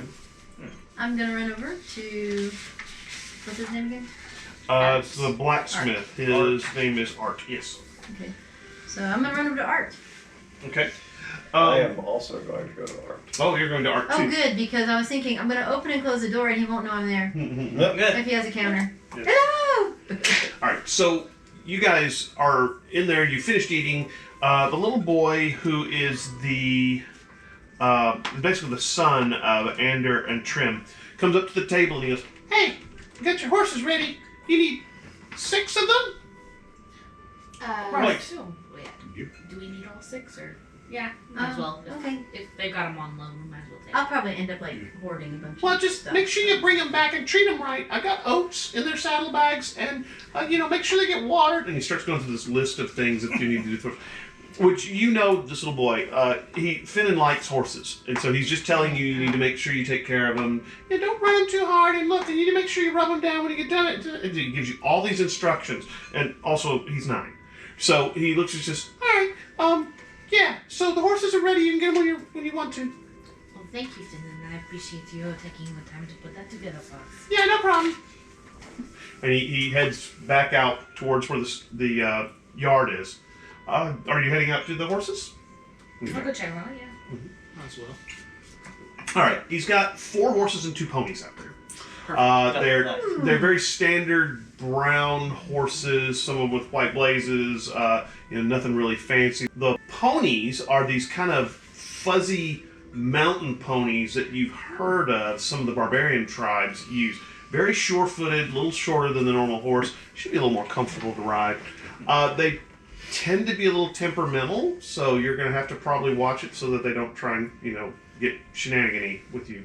But yeah, they're saddled up. There's, oats in the saddlebags and stuff like that. Now, all of you can animal handle. It's just some of you are better at it than others. So there you go. So you all begin saddling up. I assume you're going to grab the horse for Jethro and the pony for Sartre. Okay, and head towards. They were going towards Blacksmith. Okay. Do we know that they're getting horses or ponies or anything? Oh, you knew that they had horses for alright, you, yeah. good. All right, so you guys head to the blacksmith. You go into the front, and you notice that Art is not in the blacksmithy, but Ilda, the dwarven apprentice, is there. She is polishing things, putting them back, sharpening a few of the knives, putting them back into the display cases. You come walking in, and she says, Jethro, Sartre, what can I do for you? I need a pistol. I need the weapon, the thing that throws stuff. Oh, the revolver, right. Well, here's the only thing about okay, well, let me see. And so she says, Art, we got somebody here who likes the revolver. And he goes, what? Oh my God, finally someone with a sense of taste. And he comes running in and he looks and sees you and says, the baker? Yes, please. I want you to understand that a lot of work went into this pistol. I'm not sure a baker can afford it. I do a lot of baking, and my baking sells very well. Are you calling me poor? No, just I have to charge what I have to charge. So Can I pay you in food? no, I'm sorry. There's a lot of brass and iron, and I can sell you a few rounds for it, but yeah. Well, how much is it? It's well, okay. Since you are the defender of Stonegate, and I do give discounts, it's 220 gold pieces, Ooh. and each round is 3 gold No. pieces. Art, you know as well as I do, no one in this town has that much money. Well, that's what I said. I mean, I wasn't trying to be mean. I was just trying to be honest. You were talking about to Avriel how you wanted to sell this, but nobody will buy it. Well, Blah blah blah. well, Here I am. It's not necessarily that I want to sell it. I just want someone to appreciate it. The hard work, and he pulls the revolver out, and as an artificer, it is a thing of beauty. It's got this nice, walnuts handle and the brass and the revolving barrels, and he hands it to you, and you're like, oh, it was made for your hand, and you cock the hammer back and pull the trigger, and it rotates perfectly. It's not loaded. I mean, you don't leave it loaded. And he goes, you're a natural. Well, it would really hurt if you hit someone with it. Seems like a lot of metal. He says, look, I'll keep it just for you. And he says, now, I want you to understand, though, that this is the prototype. I did make a second one. Okay. There was a firefight. That would be cool. Well, We need a fire. is something wrong with the second one? No. I refined a few things, and so it's an ongoing process. The third one will be even better, but I've got to sell these 2 before I make a third one because I just don't have the money to put into a third revolver yet. What about 220 gold? That's what he said. Yeah, that's what he said. So Wow. So deal. I take that deal. Will you take that deal? I take that deal. And sold I love it. To the dome at the front. Jeez, such good bartering. Gaslighting him into thinking like. Now remember, you will have to pay Gaslight for, me, you girl for also. pistol rounds for it, so you will have to buy ammo. I mean, a revolver's not any good without ammo, and each round is, I think, like 3 gold pieces or something like that. They're expensive. I don't know. I think Jethro makes a difference.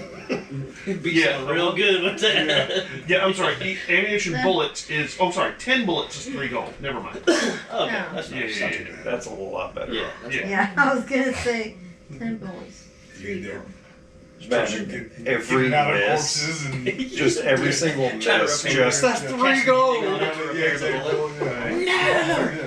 That's a month's worth of food. Well, Just shooting my money. Art, how about this?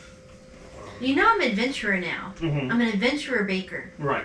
So I'm gonna be adventuring a lot. Right. Because you're an adventurer.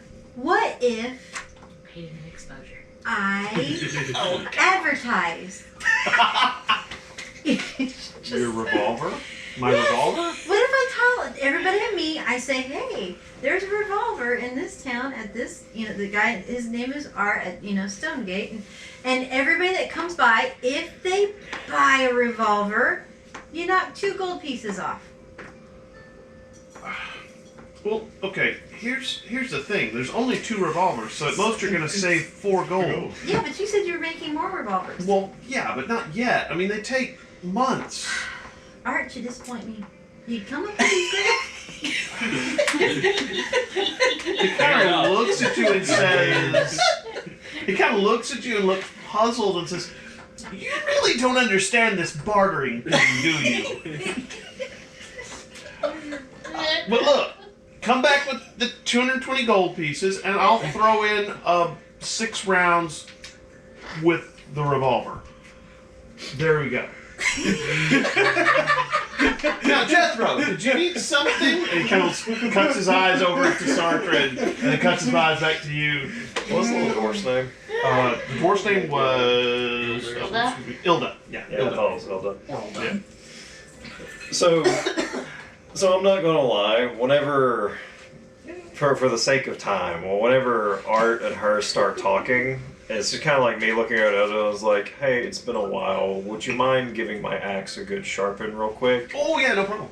So she grabs the axe and So she's sitting there doing her thing when I kind of watched her, and then kind of going back and forth between that and then just watching whatever is happening between Art and Sautra at the moment. It's like, huh? she says, "Well, you sure you don't want a new one? This one seems like it's seen better days. Is there some sentimental value to it? Would you like me to put a spike on the end? I can do that quick. They take 10 minutes. So that way it just makes it a little more effective. She's a dwarf. Axes are kind of her thing. I know, but this is still my axe, so no, Oh, yeah. I just. Okay. Well. Okay. I'm sure. You sure you don't want a double axe? No. Triple axe? It's just that would require 2 here and 1 right here. Remember, Art is all about innovation, and so he's got some weird stuff around there. There is a triple axe, believe it or not. So yeah, all kinds of weird things. Yeah. All right. So she takes the axe and she goes to the grinding wheel and she puts a little oil on the axe and she starts pumping it and about 5 minutes goes by and she looks at it and yeah, good chart. There you go, right back. Thank you. Did I watch their interaction at all, or was I busy You arguing? were busy with Art. You really weren't paying attention. You were busy insulting Art's pistol making skill.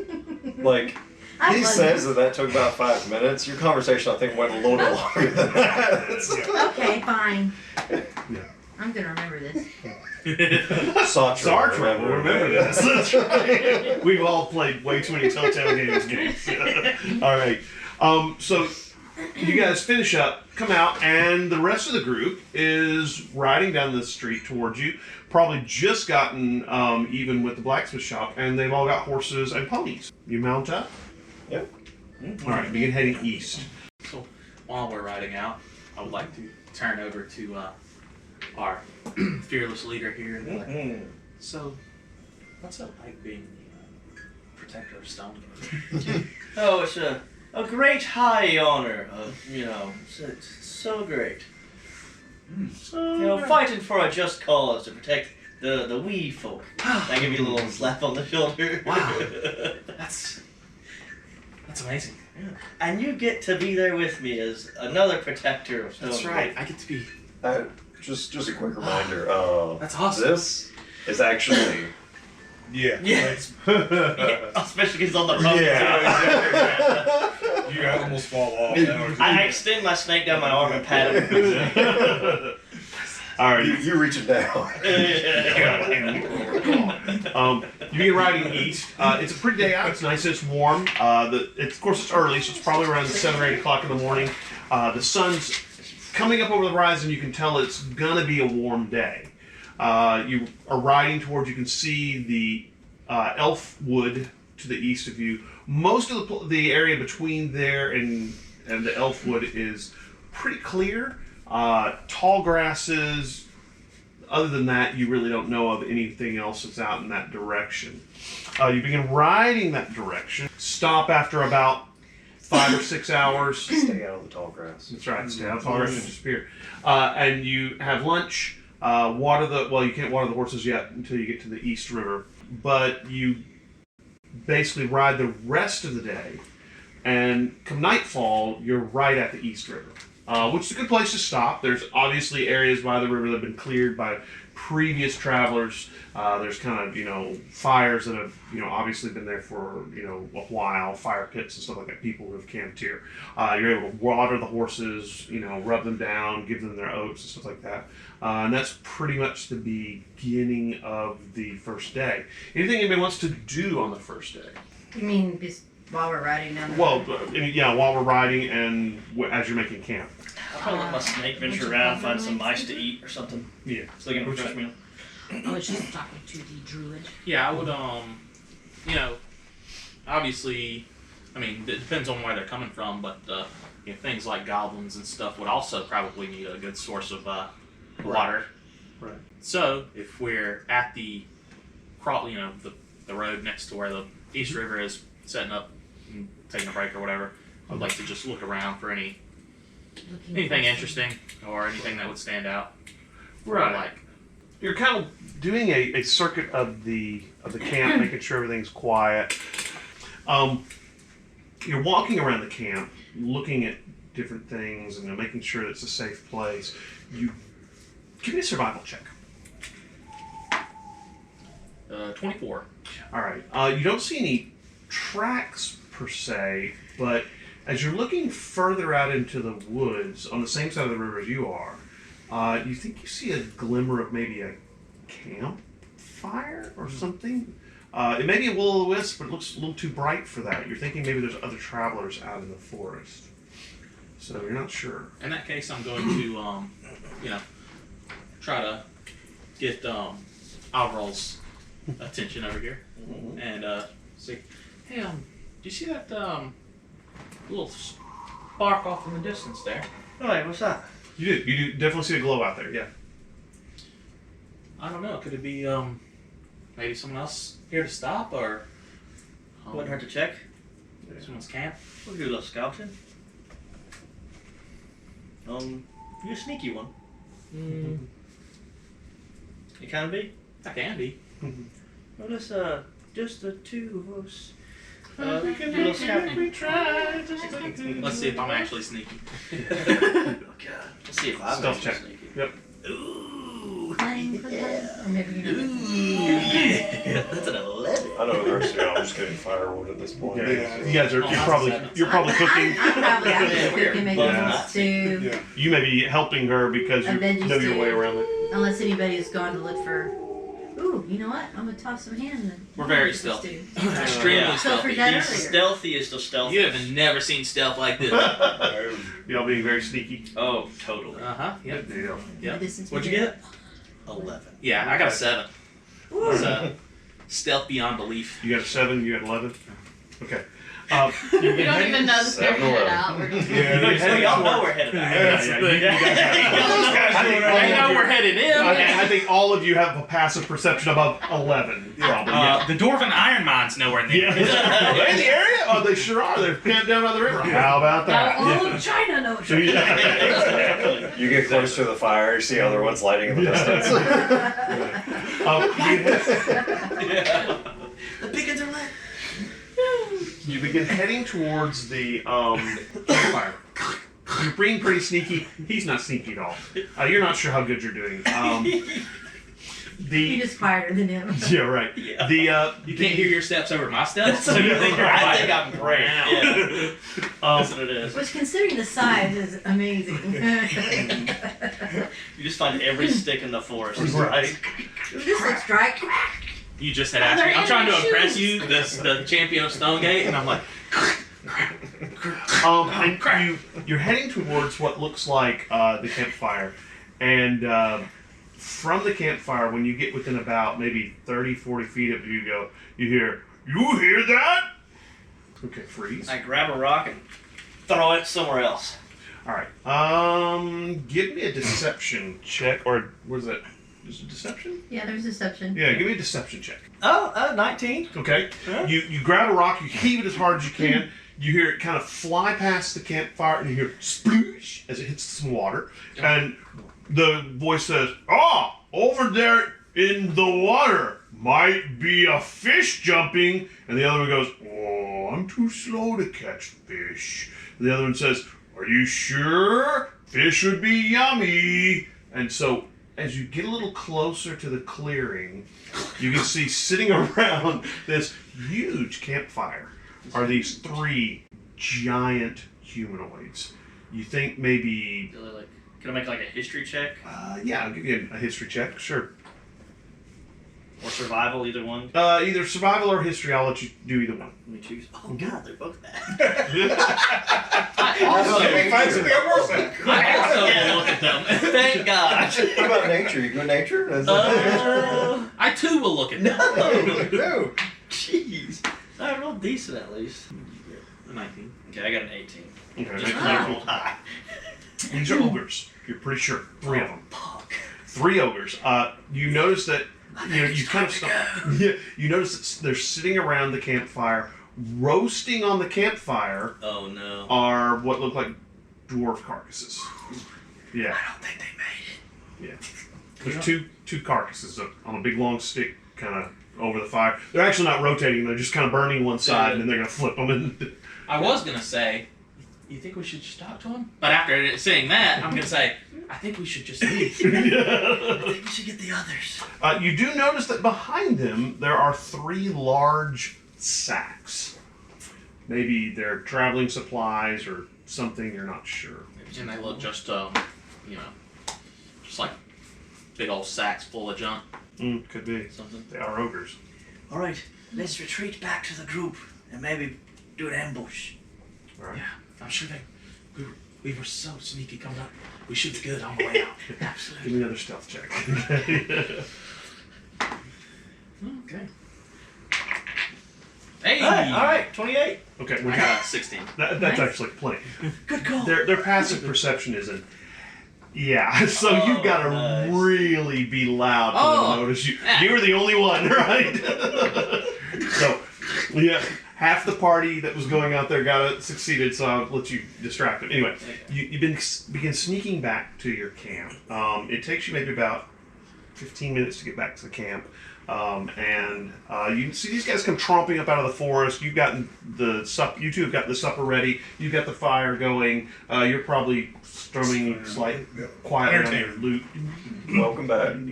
Yeah. Right, we've got a wee bit of a problem, boys and gals. There's 3 ogres. Trio. Three That's ogres. 1, 2, 3, not Oh. a tree. Oh. They're roasting some dwarves. They've got a lot of sacks around the camp. Did you get to look at what was in the sacks? No, I thought it'd be better to get your.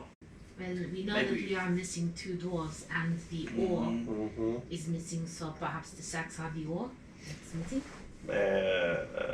If it's... I don't even think these were the same dwarves. It's been a few days. Oh yeah, it has been. They Well, probably unless eat them they fast. scavenge the carcasses instead of killing them. Well, was it like their whole carcasses or just parts? Whole dwarf. yeah. Fair enough. Whole dwarf. Basically ran a spike through him or stick through him and then put him over the fire. And yeah, a long stick actually. It was more like a tree branch. Yeah, Yeah. right. Did they still have Fresh. cloth on them, or did they take that off? Just wondering. The dwarfs, They were not clothed, they were naked. but you don't want your If dwarfs they in were clothes. Fresh, then yes. Yeah, I wouldn't Jethro's eat my right, they're animals not with their the clothes on. same Right, ones. it's terrible. Of course, But animals don't if wear they Yeah, clothes. always take scavenge their the boots carcasses, off then- and then Yeah. That's right. Take off their glasses. You That's know. right. Here, go hop on the pump. Oh, I need some new ones. Were there any signs of other goblinoids around in the area? Just You did not see any. But you also didn't hang around very long either. So, yeah. But we could try some surprise attack ambush. Maybe. Ogres are not the brightest things in the box either. So you might be able to do some stuff like that too. we Try to could get wait surprised. them out until they go to sleep and then try to I like that. get a surprise round on them. No shaky stab stab. Hmm. So you're gonna sneak back to the ogres? As a group. I need a group self check. Are we gonna wait a while until we see their campfire go out, or are we going to? Yeah, I think wait until they go to sleep is probably a good Okay. idea. I mean, I think we should wait till they go to sleep. Is somebody gonna go over there and watch for Yeah, them to once go they to leave. sleep? Because they're probably not gonna put their campfire out because yeah, warm. it'll just. Of course, it's not very cold tonight, but still. Yeah, if Well, I was just thinking, I made a stew while you were gone. Do you guys want to eat before you do the 8-hour watch? I mean, Hey, that's Tower in the Watch. cold. Or, we're gonna attack them I first. mean, we can okay, how long do you think it'll take? eat dinner then attack, or Let's eat dinner then attack, right? Well, what do y'all think? Have one last meal? For waiting have for another meal? What? Well, I brought this jerky.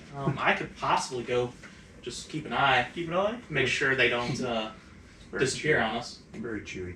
I mean, I imagine you could probably just take a bowl with you. Yeah, that's what I was mean, going to say. yeah, just- that's- You do have a bowl. Yeah. Hmm. I'll I'm gonna I mean, they're whisper- there for the long term. It's I'm not gonna like whisper they're to going, my oh, let's snake to leave. follow him and keep an eye on him. I thought you were going to say you're going to whisper to your bowl. Stew speaks, I guess I'll right? take the. I guess I'll take the ball. Okay. Okay. All right, give me a stealth check. All right. Nice. So he drops the ball. Just test. Sweet. Just test. Aw. That was a test roll. Test roll. It was bad juju, obviously. That's a natural 20. Ooh, Okay. all right. You grab your bowl. So 22. You leap into the trees, and he disappears without a sound. You're like, wow. You get headed Now I towards. impressed them. Yeah. It takes you maybe 10-15 minutes to get back to the ogre camp. They've started eating the dwarfs. It's kind of a gruesome sight. They're pulling. Yeah, You no longer it's a good thing you got explain. and it's a good thing you're eating your bowl eating your stew on the way because if you're like. That's kind of right. Anyway, so you're sitting there. They're eating the dwarves, which is terribly gruesome because they're ripping arms off and legs and chewing on them. One of them, is gutting the dwarves and removing the innards, and you're just like, well, what? So it's a little disgusting. No, it's a lot disgusting. Yeah, it's yeah. not a little at all. One of them fights over the one of the dwarves' legs because he wants the juicy dwarf leg, and you just kind of. At some point, you just stop listening and watching. About an hour or two goes by. They seem to be pretty full. One of them goes over and leans back against the sack and kind of looks like he's going to go to sleep. The other one kind of curls up next to the fire. The fire's huge, by the way. And the other one just kind of collapses asleep by the side of the river where he can, I guess, listen to the sound of the water. And, yeah, they seem like they've gone to sleep. It's been a couple hours, guys, by the way. Did I know that he sent his snake to watch me? The snake is much sleepier than you. I guess if you saw me talking to him, and Well, I mean, I you snuck can off before you understand sent it. snakes. Okay. So, So, alright. How far into the woods is? Yeah. well, let me see if I can activate. this correctly, and you'll be able to see the ogre map. I'm going to activate it. Hold. Yes? Okay, hold. Yes. So what you see is you're kind of underneath this tree behind these bushes. Here's the campfire, and then you've got these 3 ogres. One's kind of by this rock, one's by the river, and one's by the sacks. Now, realize it's kind of a quarter moon, so there's not a whole lot of light out, but you can see well enough, especially since they're near the campfire. Since I didn't come up with a good way to get back in touch with these guys, I guess I'm going to, now that they're asleep, sneak back and let them know, and then we can all sneak back in. You've got advantage because they are asleep. Okay. Okay, that is a 18 or an 18. The other one was a 1. Right, so you sneak back to the camp. It's been a couple hours, guys. You're starting to get a little worried about where Holt is, but after a couple hours, he comes, sneaking back into camp. It just kind of appears out of the darkness around your camp, and you probably lowered your campfire to the point where you're not going to throw off. If they come walking around, they're not going to see you. And you fill them in on the details. Yeah. So there we Every go. gruesome detail. Yeah. Yeah. Oh, God. We've got. There's our I map didn't up need the there. crunching sounds. I didn't And they were just I can still hear it. Let's see. I can still hear it. It's because you're making a noise. Right. That's my story, by the way. Yeah. Right. What y'all just heard, that was my story. Alrighty. So, what's the plan? I'll pick up my snake, say, good job. Give him a little head pat. Yeah, they were asleep. He says, Stay here for now. And I'll pick up your Holt. Good job. Good job. Little head pat. He turns into a snake. He could. I swapped out with his snake. I look exactly like it. You'll never know. Leave his snake in the campfire. Doppelganger. Doppelganger. Get that snake jerky. It's right. Well, that makes you a cannibal, though. Well, at least while you're a snake. Anyway, so For an hour. Yeah, for an hour, right? So, what's the plan? There's your map. You can see what's going on. Do we While they're care asleep. about killing them, or do we just want to get their stuff? Well, I'm ogres are not gonna very kill- nice. I think I'm gonna kill them. No, they definitely were eating the dwarves, and they Yeah, definitely. that's It's not confirmed nice. that they killed the dwarves, or at the very least scavenged their bodies and eating them. By my own Either way, slay these Yeah, evil still not demons. so nice. That seems yeah. illegal to me. Yeah. Here you go. That doesn't seem legal. At least one of them alive. Here you go. Try to question them about the other goblins, or are we not concerned with that? How effective do you believe you are at interrogating an ogre? And restraining one. I think With their it's going intelligence. to depend on the ogre. Do we want to make one of the ogres mad at the others? Scenario. How? I would, since they're asleep, I think we should just gut them. Gank 'em. Okay, Yeah. If they're awake, maybe. all right. Yeah, I got some good ideas with that too. Let's gank. I feel like we just stab. I think we just go with the flow. I'm gonna take I'm the sure poison the she gave me and Defender of coat my rapier in it. Mm-hmm. the defender of Stonegate probably knows what Sir, he's doing. Are we near the stream that feeds into like this stream Yes, around there? yes. Okay. This is the river that you're. Well, there's a little kind of rivulet that comes off that does this. As you go further south, as you're getting towards the east fen, and so there's little rivulets that start to come off, and so you guys are probably here where there's kind of a little river that comes off. I think that's what- Would it improve my stealth chances at all if I were to take to the river and swim underwater and come up that way? I would definitely give you advantage on that Okay. for sure. Well, you can do that, yeah. That's fine. Unless you need. Well, no, I was gonna say I do have a spell that could help us out with our stealth heading to this. Pass without trace. Yeah, That's a good one. That's a sexy spell. I could without a trace we pass. I like it. Okay.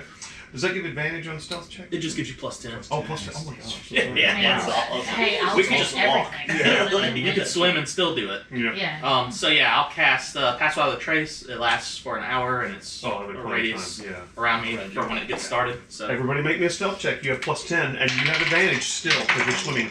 Oh my god. So 38. Okay. Wow. You are sneaky. 26. 19. Holy shit. 24. 13. That's still good enough. All right. Oh, sorry, 15. 21. Still good. 21. All right. So you begin sneaking towards the ogre encampment. You're very quiet. You get to basically where you can see the party icon is. And what's exactly the plan now? Gank.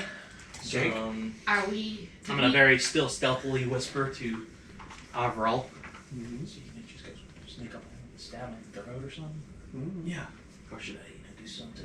Just All time our do you attacks to think? go after all of them. like setting a trap.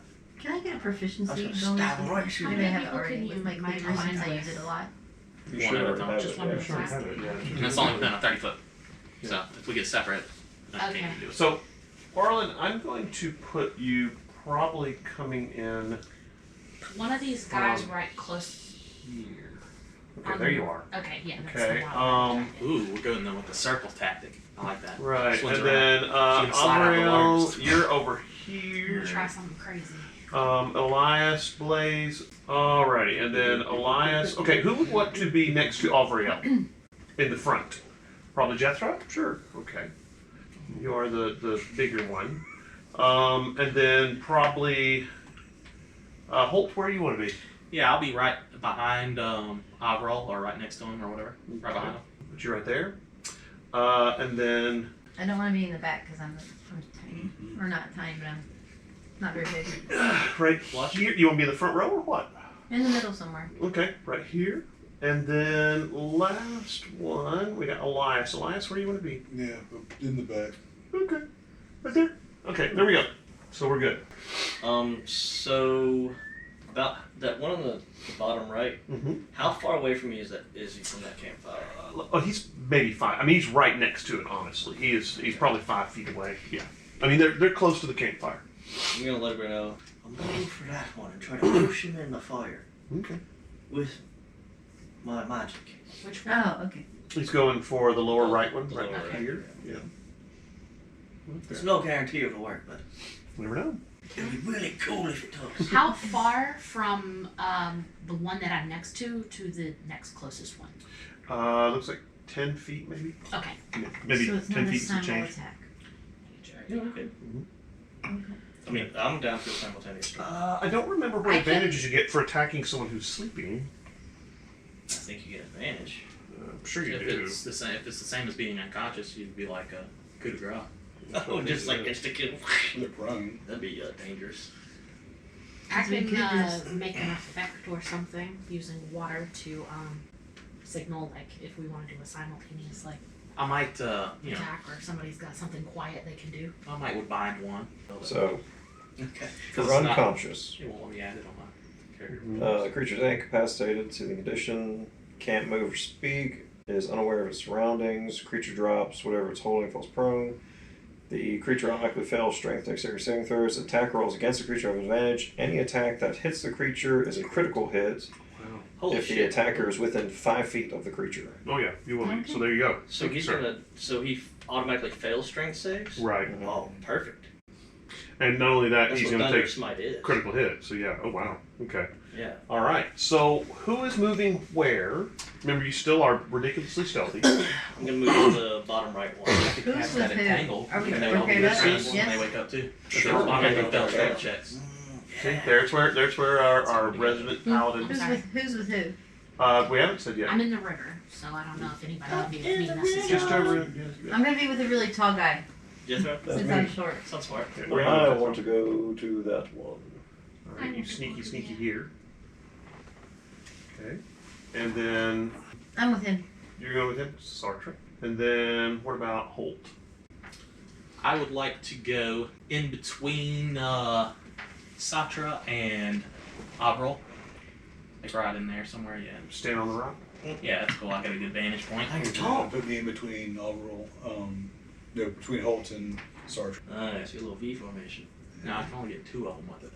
This is the Okay. party. That's okay, still good though. I'm gonna put the party I'll on take that. fire. So are you on your own, Avrio?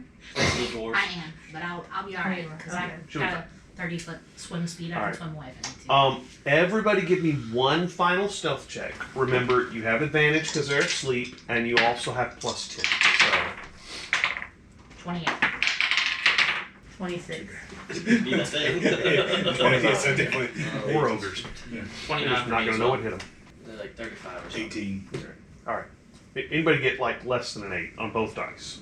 Mm-mm. Okay, that'd be really, really surprising. All right, so Give me an initiative check. Well, we don't need an initiative check really because we're really not in combat per se. Surprise round. Yeah. So who would like to go We're gonna try to put them in fire first? I would like to start first. Okay. Well, I would like to bane them, so Bang. We Okay. get- Yeah, that gives us. So that's something I would. Takes a D4. I'm away not from sure us. Bane would wake. Does it do damage?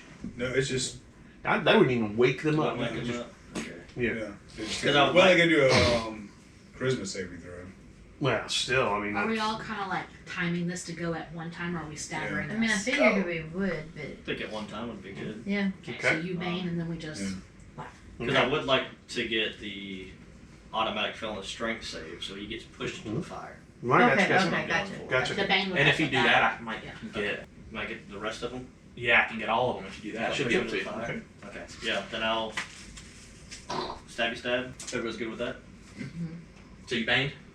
Yeah, baning. So She charisma bangs. saves. Okay. Charisma saves. Oh, right. Okay. Charisma saves. Do you get all of them or just one? I get up to 3. So Okay. I don't know if I get the one in the back. Is that how far? That's how far only was- 15. He's only 15 feet away. Oh, From yeah. you, Yeah. he is 1, 2, 3. He's like 30 feet. He's on the edge of 30 feet. You So 30 feet's Yeah. the range. Okay, so okay. All right. First charisma saving throw. No. Bleh, I don't think they're very pretty. So I don't think they get any bonuses for charisma. No, they get a -2. Oh, yeah, all 3 failed. Horrible. Nice. Yeah. Woo, all Bane. Oh, bane. Bane gives All them. Bane. They have to, for checks and attacks, you have to roll a d4 and take away. Oh, from that's the- right. And subtract that from their, Oh, nice. their thing. Yeah. Okay. Cool. Alright. All right. So who Bonus wants to go action, next? Thunderous Smite. Everybody's technically attacking at the same time, but let's go around the table. Yeah. All He's Lock gonna and go. push. Okay, I'm go just ahead. gonna tangle right after him. right, go for it. I'll go last. Alright. Ooh, nice. You get a roll to hit, right? Oh, okay. You have advantage. You have advantage, so I mean, you should be able to do it easily. Oh God. So 7 plus 6 is 13. Oh yeah. They're only AC 11. These guys are not real hard to I have a hit. 5 and a 7. Woo. Pressure was on. So that's gonna be Critical just hit. off the dice roll. Do you want me to call the numbers out or just call the total? You can call me numbers. That's fine. Okay, so 8 From the rapier. piercing Okay. from the rapier. Times 2. Then another 4 from my dexterity. Okay. Then I've got, for sneak attack, I did an extra 4 damage. Okay. So that's 8. The thunderous smite damage is going to be another 6 from, Okay. and then the poison damage from the poison is going to be another 3 poison. It's normally a strength save, but I guess because he fails automatically Yeah, it because doesn't of the stuff. Mhm. And then he is also pushed back 10 feet and knocked prone, so he should be in the fire, hopefully. All right. Did So you you. also add another 8 because they're unconscious? All attacks within 5 feet are criticals. We did that, didn't we? Or no? Well, I was just calling numbers out so you could. Oh, right. Gotcha. Double the damage Okay, I'm with for it you. all. I'm with you. Gotcha. Yeah. All right. So we're good there. You push him back into the fire. I think fire does a d6 damage. I don't think it does anything major because it is a campfire.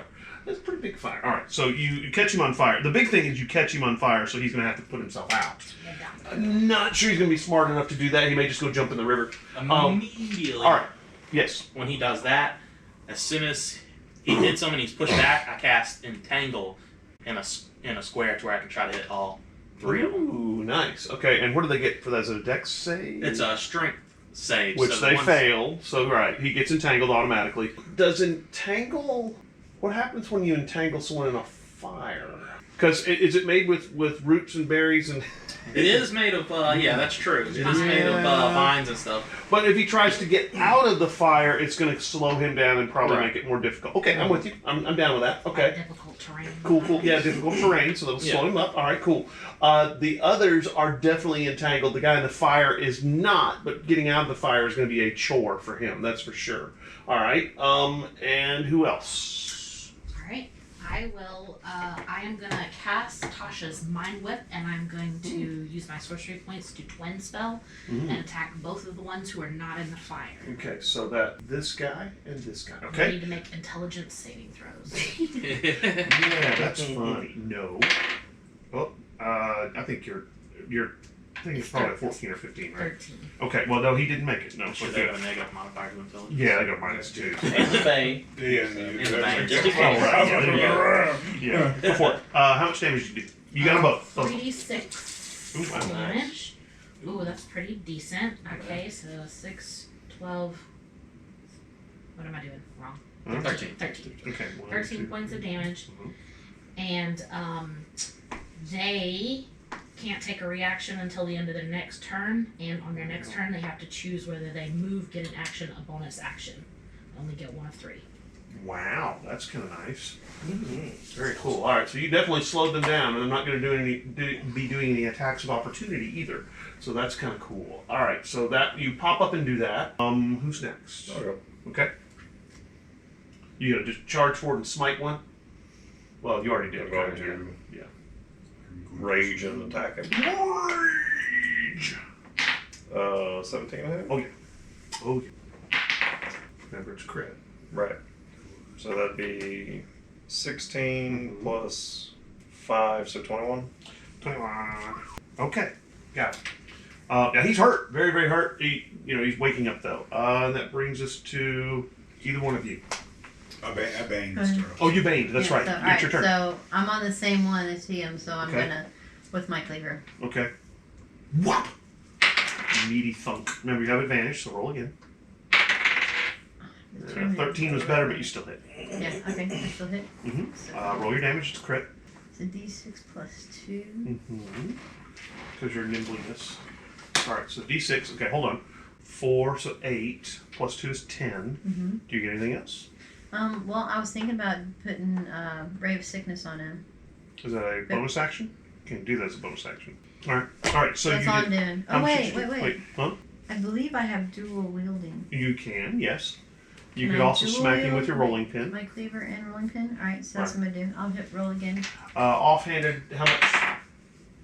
You get to add your proficiency, but you don't get to add your Right. damage So modifier. okay. Or your. Yeah. Yeah. Dex. Damage modifier. Yeah. Is that when you're doing damage only? Mm-hmm. Okay, all right. So you hit, dear. It's fine. Okay. You I just hit. take whatever the So, die roll is. Right. It's a D6. Gotcha. Roll again. Still a crit, so that's 4. Darn. All right. No, Also, that's- is your offhand thing a light it thing? is. It is? Okay. Well, she's got the proficiency, so it doesn't have to be. Or the feet. No, she's got the feet. No. Cleaver and rolling pin. Do you have the? Why not? Well, is it a mace and a? You Uh, have to have the light properties in both hand. Yeah, unless it's unless you have that feat. Oh.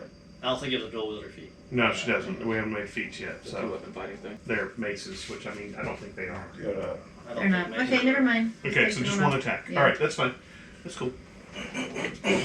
You had that problem with your 6. Mm. in the first session. Because I was trying to do rapier and dagger, and I was like, wait. All right. Skim it. All right, so Shimmy. you guys rise up from the darkness, smiting these guys, stabbing and attacking. The ogres sit up and let out a horrendous roar. Roar! Assassins! True though. Like, They're not. Initiative check, okay? Oh my god. Oh, that's good.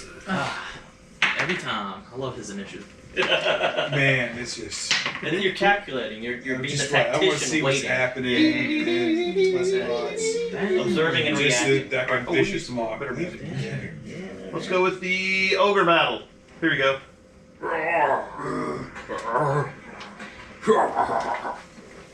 No! No! Oh, and the one I pushed PTSD. back is still prone until his turn. Yes. Right. So advantage, guys. So I restrained them while they were prone? Does that mean they get to get up? Or He's just on his back, like stretched out. He's having an awful time. Yeah, no kidding. All right, so anybody above 20 on your initiative? 22. All right, I am 22. at 23. Oh, 23. You are the winner. Winner, chicken dinner. Winner, ogre dinner. So I'm gonna step up and shank the guy who's in the fire and still prone. Mm-hmm. That's gonna be 16 to hit. Okay, oh yeah, easily. D8. Since I have advantage, we get sneak attack. Uh-huh. Ooh. That's gonna be 5 piercing plus another 3 piercing. So that's So it's 8 piercing. Yeah. plus your. He needs. He's crit, right? He's prone, right? Or... Yeah, he's prone. I don't get the crit. He has to be unconscious for the crit. He needs to make me a Constitution saving throw. He has to beat a 10. He beat it. Okay, so he doesn't take D4. Oh, right, minus 1. Still got a 12, unfortunately. He rolled really well. So, what else happens? That's it. Okay.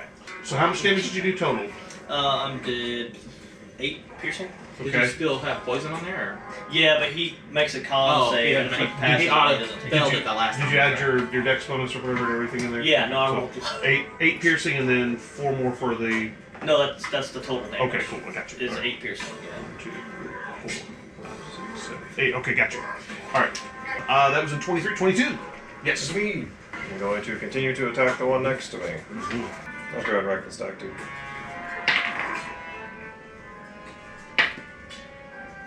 Alright, so 17 plus 5. So No, easily. He's still prone, right? I think he's hitting one that's actually awake now. So yeah, he's not prone. He's rising to his feet. well, that is 16 slasher damage.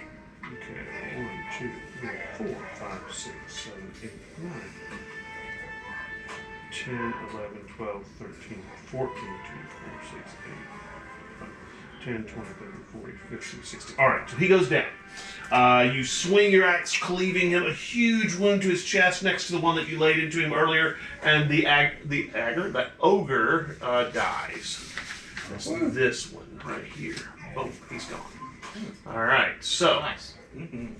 that brings us to He was 22, so... right, 22, 20, 19? 19. 19. Alright, so I... That's where you feel a slap to the back of your leg. Mosquito. Good job. You're right. Yes. Saw the back of my I would leg. like Rolling to... Yeah, you're like really tall. Well, this is a light smack.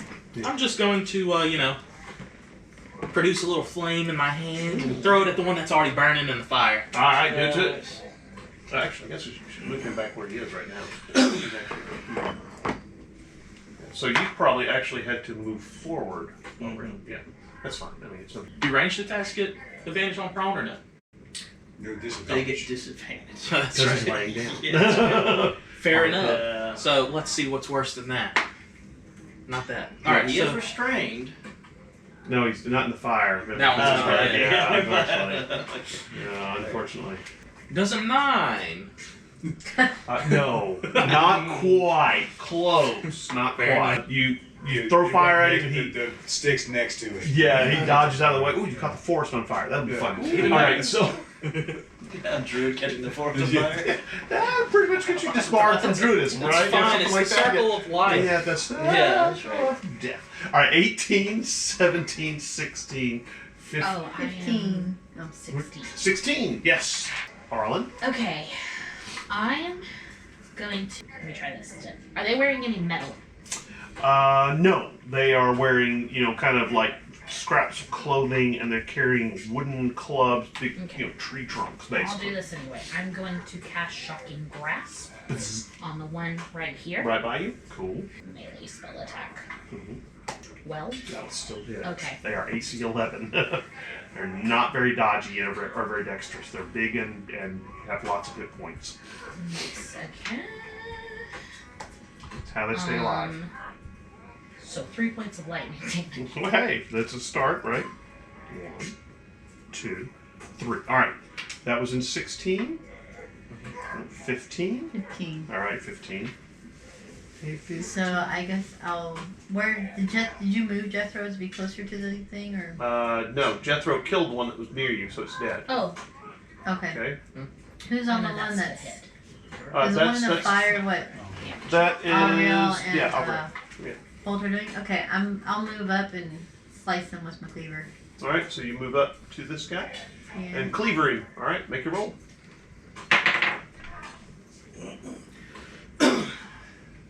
He's prone still.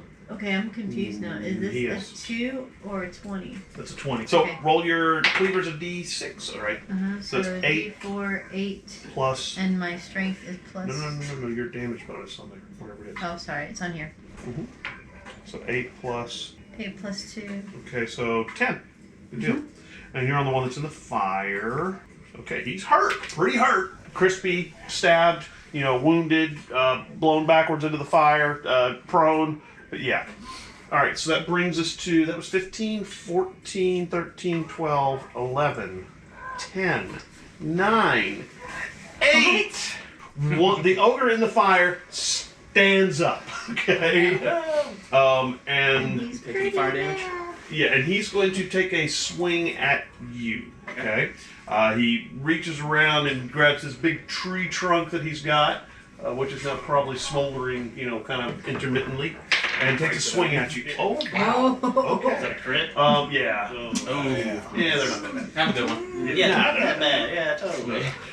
So 3, so 14, 18 points of damage. Okay. Ooh, yeah, not that bad. It's just 18 points of freaking damage. All right, so he swings at you with his big old great club, which is a tree trunk, and smacks you a good solid smack across the chest. You hear some crackling of your ribs and maybe a few other things. Yeah, he hit you not good and solid though.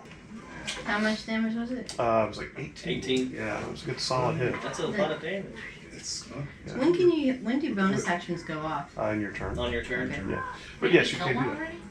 already? You Yes. did kill one already. Yeah. That brings us to 8, 7, Other 6, 5. No, let's go 5. 2. Oh, All right, 5. Go ahead. So I'm going to Vicious Mockery. Ha ha. uh, What do they have to say? hmm? What does he have to save against? Wisdom. Wisdom. 13. You smell like No, flowers. he did not. So what does that do to him? 1d4, and he's got disadvantage. 2 points of damage. How long does Bane last, by the way? Minute. Been a while then. Okay, so he's not going to hit anybody anytime soon, probably. All right, so that brings us to the top of. Oh, I'm sorry, Ogre with at the end of the round, who is right next to Arlen. He takes a swing at you with his club. He is restrained because he's Oh, one that's spot right. water is restrained. And banned. And Bane. He would have to use Right. this action to Oh, to break his- free, he'd have to use a He strength only check, gets, right? Okay. Yeah. He's gonna try and break free. He has Bane, so 1. He gets a +4. What does he need to beat to do it? 14. I got a 15. So he does break free, but that's all he gets to do. So that's good. And he's not going to hit anybody either because he has disadvantage. Mockery. That's only on attack rolls, vicious mockery. Wait, did you vicious? Which one did you Yeah. vicious mock? The, The restrained one. the one at the top. Right. Does that give him disadvantage on strength? Attacks. Only attacks. Okay. All right. So he still gets to break free. So he does break free, just barely. Okay. Top of the round, that brings us to 23s. Oh, yeah, I mean, Okay. I'm gonna shaky stab since there's an ally next to me. I get sneak attack damage. That's a crit. Ooh, wow. I think that's probably going to be all she wrote for All him. right, so I'm just gonna call out. So it's 18 piercing. Oh, he's dead. All right, Yeah, he was in bad Plus- shape already. and then He was pretty hurt. I'm not gonna lie, I was getting All really right. concerned. None of You them liked slide me down. forward and being careful not to catch yourself on fire, stab him through the chest with the rapier, and he goes. I want to kind of like when I go do it. I want to like when I jump up and stab him in the Right. chest. I want to like push off and kick him into the fire some more. Then you roll back and land on your Backflip. feet. And I just go, Give me an acrobatics check. Absolutely. wait, let's see if I do that or not. Yeah, like, natural 1. Ooh, it ain't great. An 11. Maybe I don't do a full backflip. Okay, you kick it into the fire and land on your feet. It's not terribly impressive, but I'm still going to give you inspiration, just because it was flamboyant. It was and appropriate. inspirational to me. That's so right. there you Yeah, go. so there you go. You still get inspiration. All right. And he falls back into the fire and goes, cool. and seeing your little rapier goes, but it's so small. And, He was talking it's a about you. tiny pointy sword. A tear goes down Umbrella. A tear also. Everyone sheds a tear. 23, 22. That That's would be me. you. Yes, sir. You're going to move forward to the, which one? Oh, well, actually, the guy in the fire's dead. Sorry. Yep. So you're moving to the only one that's left. Let me see, where's Jethro? There he is. Roar, charge. Oh. All right. Yes, sir. Alright. Is this one on the ground? No. He's So- the one who broke out. Real quick. Yes. Can I drop my concentration at any time, or is it?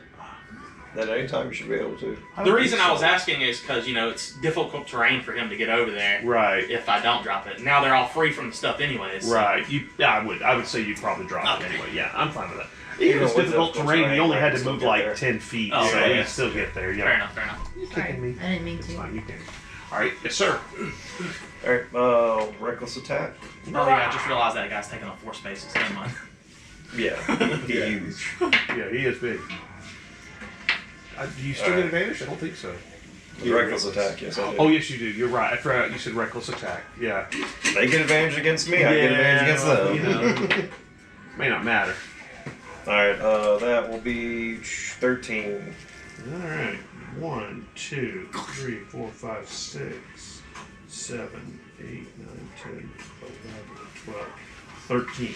Okay, he's feeling the burn. All right, so you swing across with your axe, catching him in the shoulder, the meaty part of the shoulder. He lets out a howl. Roar! You roar back. Yeah. Pike, buddies! Yeah, Whoa, we have the wrong ogre. Yeah, Oh, no. I do love the way she puts the S on it. Yeah. It's not buddy, it's buddies. Buddies, yeah. So funny. All right, so that was in 22, 20, 19. 19, yes, sir. How far am I from that last ogre? Looks like about 25, maybe 30 feet. Okay. Yeah. Well, in that case, I'll go ahead and Yeah, you could stay definitely up on my rock, Yeah. and I'll produce a little flame in my hand, and I'll throw it all the way over there. See if I Alright. can't reach him. Yeah, go for it. 2 hit. Should be good. A 14. Oh, yeah. Easily. 14. That will do 5 points of fire damage. All right, that works. Nice. 1, 2, 3, 4, 5. All right, it's Feeling 19, the bird for real 18, now. 17, 16. Right. A little smolder, like. Yeah, well, hey, it's just a Keep little going. bit. I am going to. I'm actually going to retreat back about just 30 feet or so. Ooh, okay. Wait. I mean, not 30 feet, like 10 feet. Okay. He's gonna bop you in the head. He's gonna get an attack of opportunity. No, wait, no, he's the one that he either gets an action, he gets no He gets reactions. An action, reaction, or movement on his turn. He has to. He's not going to react and hit you with an attack of opportunity because he wants to smite someone with his club. Okay. So yeah. And I'm swim away. gonna cast shape water Mm-hmm. and create a water bubble. Well, from the river, Mhm. make a water bubble Yeah. and just put it around his head. Okay. Is there any mechanic for that in the spell, or what does it do? It just allows me to create shapes and animate them at will, and then the drowning. I'm just kind of creating something distracting for him because he'll essentially be drowning while it's on his head. Right. I'm gonna let him make a con save. Okay, he did not make it. So he's gonna have disadvantage, I think, to attack. If nothing else, he's got water around his head, which makes him hard to hit. For him to hit, and probably gonna give you advantage to hitting. I will actually use Quicken spell so that I can bonus action add another effect to that, and I will make the water opaque so he can't see through it. Okay, cool. So now he's blinded, which definitely gives him disadvantage and you advantage for sure. Okay, that's fine. Yeah, he is not gonna be able to hit hardly any. Well, he's already got what? He doesn't have Bane on him, does he? Yeah, he has Bane and He's gosh. never mind. We He's just got double debunked the guy disadvantage. in the This hell. guy can't see anything. He is in so much trouble. I can't tell where you are. Right. Where do you go? Yeah. This is I was supposed to be trying to get him That's right. to burn his action on me, but he didn't take the thing. So. 15? 15. Go ahead. I'm going. Shanking? No, hard biscuit him. Hard biscuit boy. 21 Oh, yeah. Damage? Plus your attack bonus plus thing? 5 is 8. Alright, 8 points of damage on this guy. Alright, he's still up. You smack him with a hard biscuit, he goes, ow! Who did that? Because he has no idea. Yeah, he doesn't say ow, he just bubbles. Yeah, bubbles start rising from the water. Yeah. I don't know who got it worse, the guy on the bonfire or the guy that drowned? That's pretty bad. Yeah, that one's a rough one. Yeah. 15. I think you're next. Yep. He doesn't go to a 2. So he's got. So I'm just gonna run up and stab him. That's probably Yeah, good. that's- Probably a solid course of Yeah. action. Yeah. Yeah, so. He has no idea what's happening. I'm being Poor hurt. guy. He wakes up, drowns, entangled, stabbed, shocked, all kinds of stuff. Just poor guy. I don't feel bad for him. He ain't dwarf. That's a 12. You have advantage, remember. No. Yeah, the 12. 12 will hit though. Okay, so. That'll be a 6 points of damage. Okay. Poking him. So, okay. Still up. Yes, well, move me up to Bob. Let me see. Where are you? You are right here. You are now next to him. Boop, right next to Jethro. That brings us to 2. He's blinded. And so he's just going to kind of lash out at anybody who's near him. I'm going to give him a random chance of who he's going to hit. That's yours, buddy. That's going to be you, actually. Right. But he's got disadvantage and Bane and all this other terrible. You kind of want it, doesn't matter. Okay, so he swings, you duck nimbly underneath. He has no idea you're even there. He's just kind of wildly swinging his club around. And he impacts with probably one of the tree stumps nearby. Whang! Oh! That brings us to the top of the round, 23. Alright. I'm gonna skirt the bonfire, not stepping into it, and I'm going to shake, stab. Okay. Yep. Definitely gonna need it. That's gonna be 15 to hit. Oh, yeah. 14 piercing Okay. total. Okay. Alright, so you slide up around the bonfire while he is swinging at the bard. You slide up behind him and take a stab with your rapier. You pierce him to the gut. It comes out the front, and he lets out a bubble, and then collapses to the ground. Alright. And it looks like he is done for.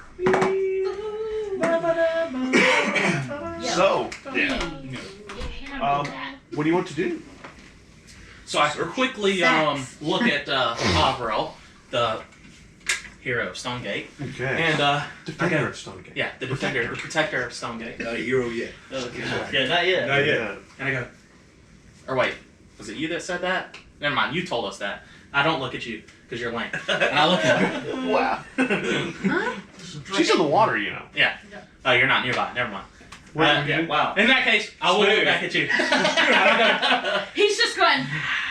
Talk to Didn't, Wait, where are you at? You're I'm right back here. The closest, technically, is Sartre.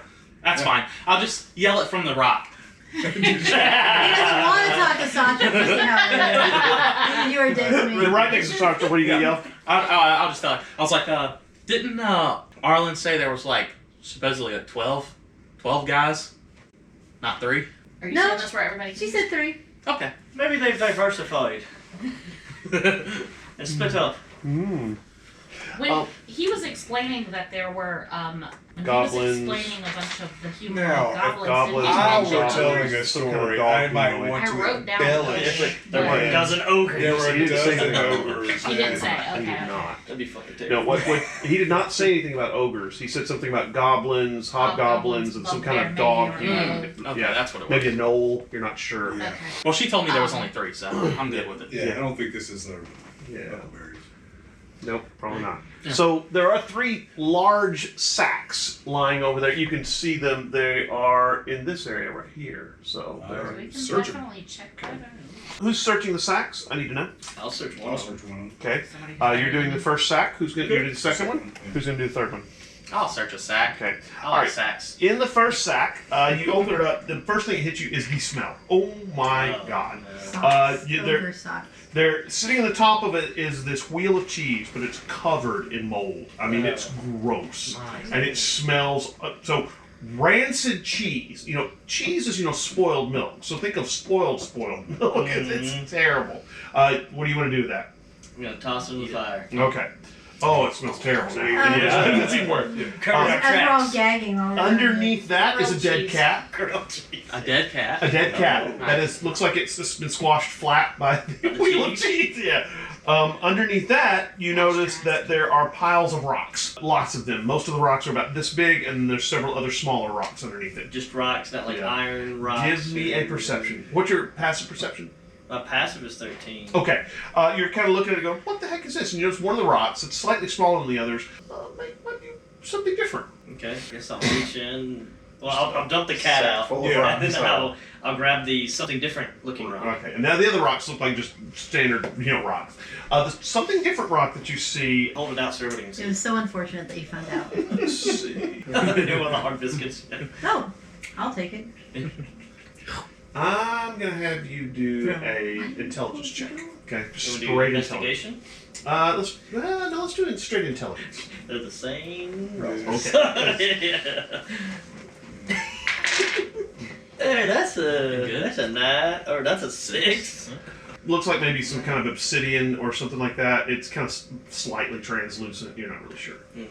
It's a little shinier than the others, so yeah. That's It's a rock. It's a rock. That's a pocket rock. Well, all the other rocks are just kind of gray and Yeah. or brownish. This one looks like maybe obsidian or something a little nicer. Maybe Anybody good with rocks? I throw them. you would be But able I to. have good intelligence. You would be able to do something with this because you're an artisan. So yes, Hey, you could take a definitely look at this. Alright. give me Take a look at this. give me an intelligence check. You can use your proficiency bonus. Wow, 25? that's a rock, all right. It's a rock. Uh-oh. It's a Whisper. pizza This roll rock. whisper is brought to you by WizKids. We're not sponsored by WizKids. We wish we But- were. It's a pizza roll. Okay. It's actually a pizza roll. That's why we couldn't hear it. We're not sponsored. Yeah. That's right. Right, It is. that's right. It's a rock, Mm. but it's a nice rock. That's That's a it. nice Just a nice rock. rock. You gonna tell him? Okay. It's a black diamond. A black diamond. That sounds important. Rough cut. It's probably worth about 100 gold pieces. Oh. That's half a revolver almost.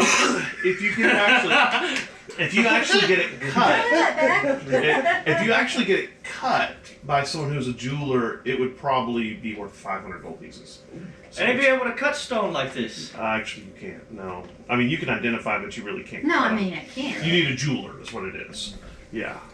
So, So, but even rough, you could sell it for 100 gold. I mean, it's the size of your thumb. It's a big diamond. Nice. Yeah. Now, how good it is? If you cut it, it would be really nice. Okay. We'll find So you have out. a rough cut black diamond worth 100 gold pieces. Who had number 2?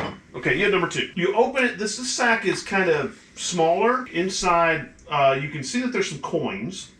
And you also see that there's a bunch of what looks like knives. You open them up, you pull them out. There's 15 copper pieces, Okay.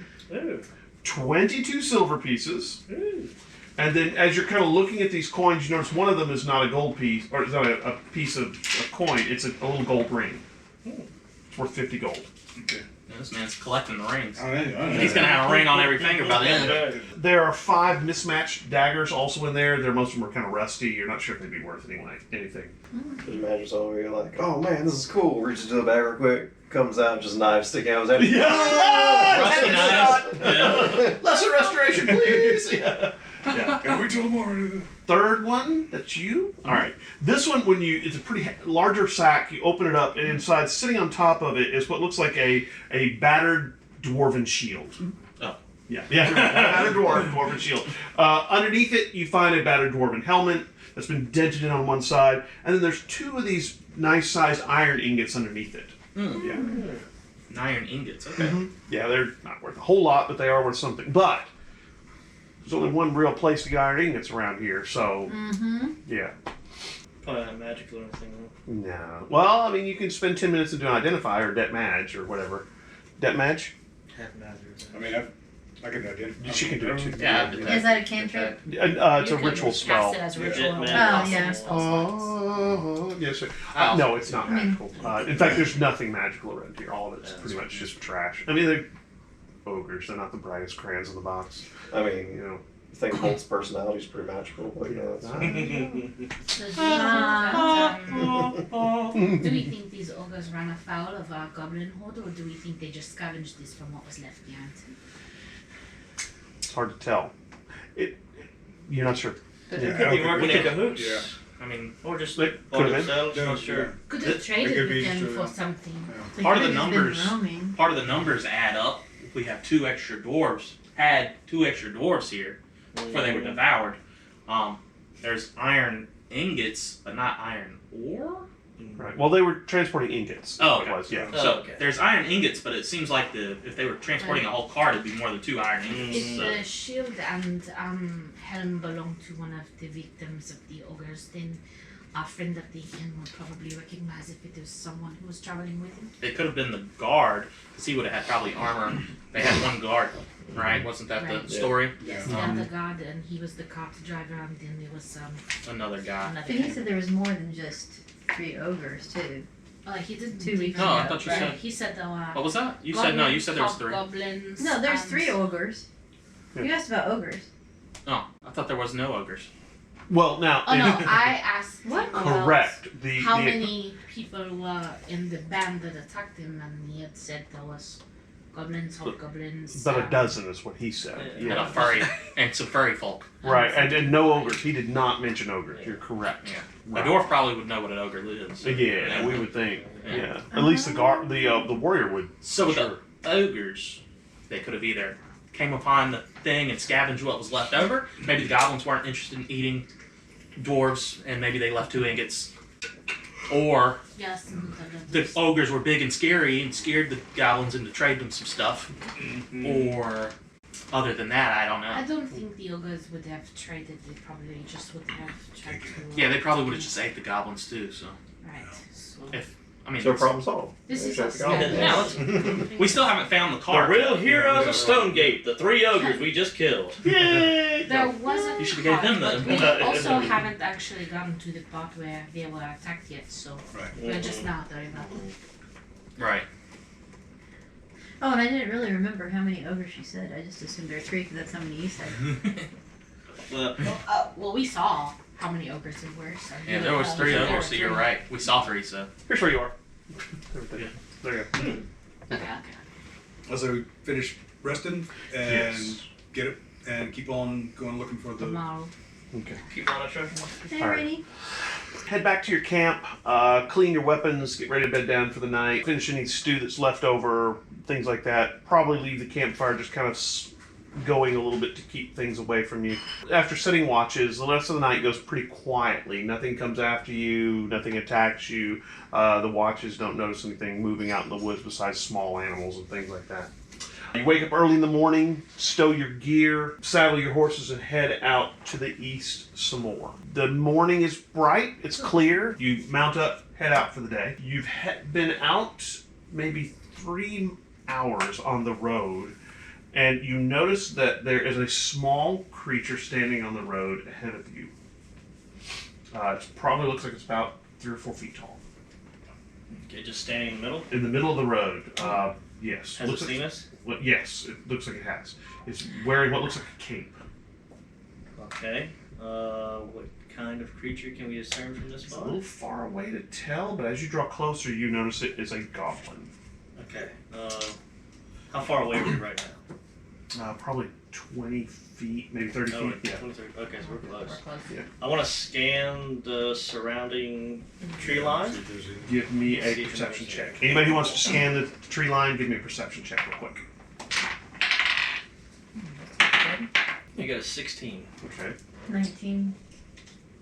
What are we rolling for? Perception. 16.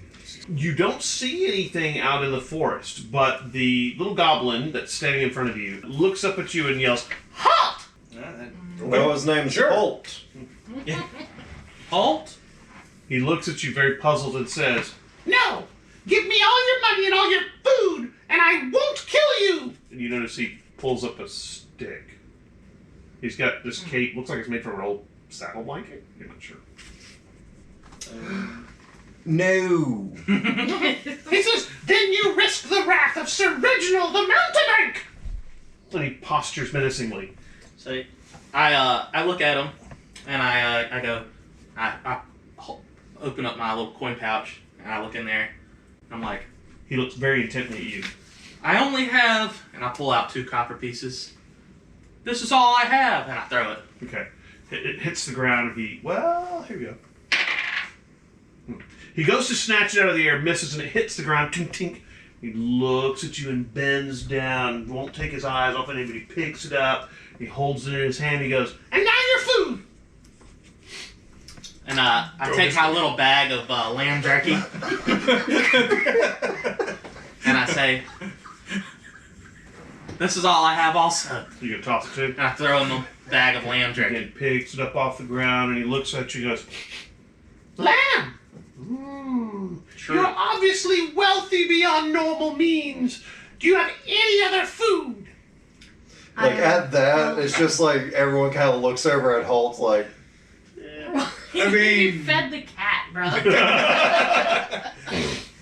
I don't, but I know where you could get some. Yes. Over there. yeah. Where? Well, Some amazing cheese. It's not far from here. A He roast burned cat. it actually. It's on the fire. but you might could smell it. You might from here. smell Grilled it. Yeah, cheese. with a cat. Grilled. I have a keen sense of smell. Oh, so head back towards the river Yes. and take a left, right, I don't North? know. And then Yeah. head north from the river? Head south, To and south? you will find just a feast waiting for you. There's a, Well, due to your generosity, I will let you pass unmolested. Thank you, And- sir. and what was your name, great? I am Reginald the Mountebank. At which point he flourishes this way with his stick, and it's funny because actually the cloak kind of goes whiffle behind him. you Nice. know? And he says, Ah, now I will be on my way. Mountebank? Mountebank, yes. I'll try to. Sir Reginald. Yes, That's not my fair accent. lady. I don't know who that character was. That was an island. That's Miranda. Yeah. Are you familiar with any other goblin folk of your kind in this area? Who are you speaking to? I am the leader of the goblins. Oh, so are you aware that your people, perhaps not with your leave, because I don't believe you would do such a thing, have been attacking and marauding people on the streets? I'm gonna need a persuasion check from you. Okay. No. are you aware that My whole your people have been act closed. marauding, attacking people on the streets? I mean, yeah. He is marauding and attacking people. he is well, marauding. I mean, that's fair. He's Right. doing some. Successful is the word that we were missing there. He does at least have one Okay. success under his belt. He just marauded us. Holt. Well, I mean, us. 21. Okay. He looks at you and says, My people are goblins. We maraud and steal as a way of life. However, currently, we are more in need of food and sustenance than of gold and shiny things, which is why I must take your lamb jerky, wealthy one. Maybe we could donate to your cause at your place of residence and help you out at the source. Unfortunately, sneaky man, Snaky. Sneaky man. I'm familiar with your type. He says, wow. He's What do full you of you mean people. by type? I am familiar with the Yunti. He says, I have lost my home and so am forced to flee from interlopers. Perhaps if you told us about these interlopers, we could help you do something about that. Well, that is why I am looking for food, so I can stay ahead of the interlopers and flee. Where are the interlopers? Which way? That way. he points north. These interlopers, are they perhaps led by some big furry beast that might be a gnoll or might be a bugbear? No, those were my minions who I have since left. Ah. Where would they be? Oh, further down the road. Why did you part ways with them? They did not appreciate the magnificent magnitude of my abilities, and so I was forced to leave them to their own devices. I see, Sir Reginald. How long ago did you leave them to their own devices, sir? Oh, about at least one day. How many? How many of your More than 3. more than 3? Less than 10? I do not understand this word 10. This many? More than 3. Yes. 3? Boom. So you said only a day ago, or at least a day? No, a day. One sleep. Yes, one day. I grew tired and had to sleep within the forest, underneath the stars. So you were, hanging out with them whenever they stumbled across some dwarves and you marauded them? Yes, of course. course. Well, they did, under my direction, and we were successful in the destruction of the dwarven cart, but the dwarves had very little to eat with them, and so, because they could not see that fact that I deserved all of the food, we had to part ways. That is quite generous, Reginald. That is They quite sound very generous. greedy. Of course, not recognizing my eminent magnificence, I have led them through thick and through thin, out of our homeland, and here this is my reward. It's a travesty. It's so hard to find good help these days. No honor among thieves. But didn't you just steal from us? No, that was a gift. He is not wrong. You did offer it freely. It was. Technicality, maybe. Like, Well, I must be off. I must find the feast you told me about, the repast. So I will be off towards the river. Tally ho! Good luck, chaps. I would advise you to stay away from my ne'er-do-well underlings that I have left. They are ne'er-do-wells. Are we actually just gonna let this guy walk off? he's harmless. Yeah, I don't. I mean, he did leave the other group Arguably, to kill the He dwarves. told them to do this. He did. He's living in a fantasy world where he runs You that get thing. the feeling he couldn't fight. He couldn't lead his Just way out like of a his way out of paper a bag. paper Yeah, bag. I'm not If you want an insight check, you're pretty sure he Either is. that or the rippling cake. He's a powerful mage, and we do not want to. Exactly. Actually, everybody give me an insight check.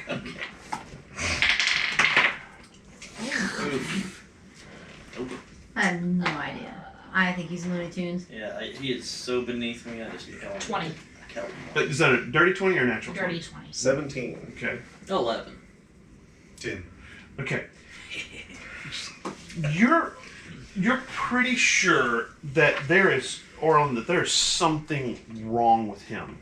Now that being said, Good thing Yes. you rolled that. that being said, as a sorceress, you know that there are spells and things that can be done to break someone's mind, and you're pretty sure that's what's happened to this guy. He is not in his right mind because someone has broken his brain somewhere along the way. Might be his comrades in arms, treated him so badly that he eventually lost it. But he seems truly out of touch with reality. I mean, he's waving a stick around like a sword, but he looks really, really gone. I mean, if you want one eye's bigger than the other and swirling in circles, he's really kind of gone up there. Oof. Yeah.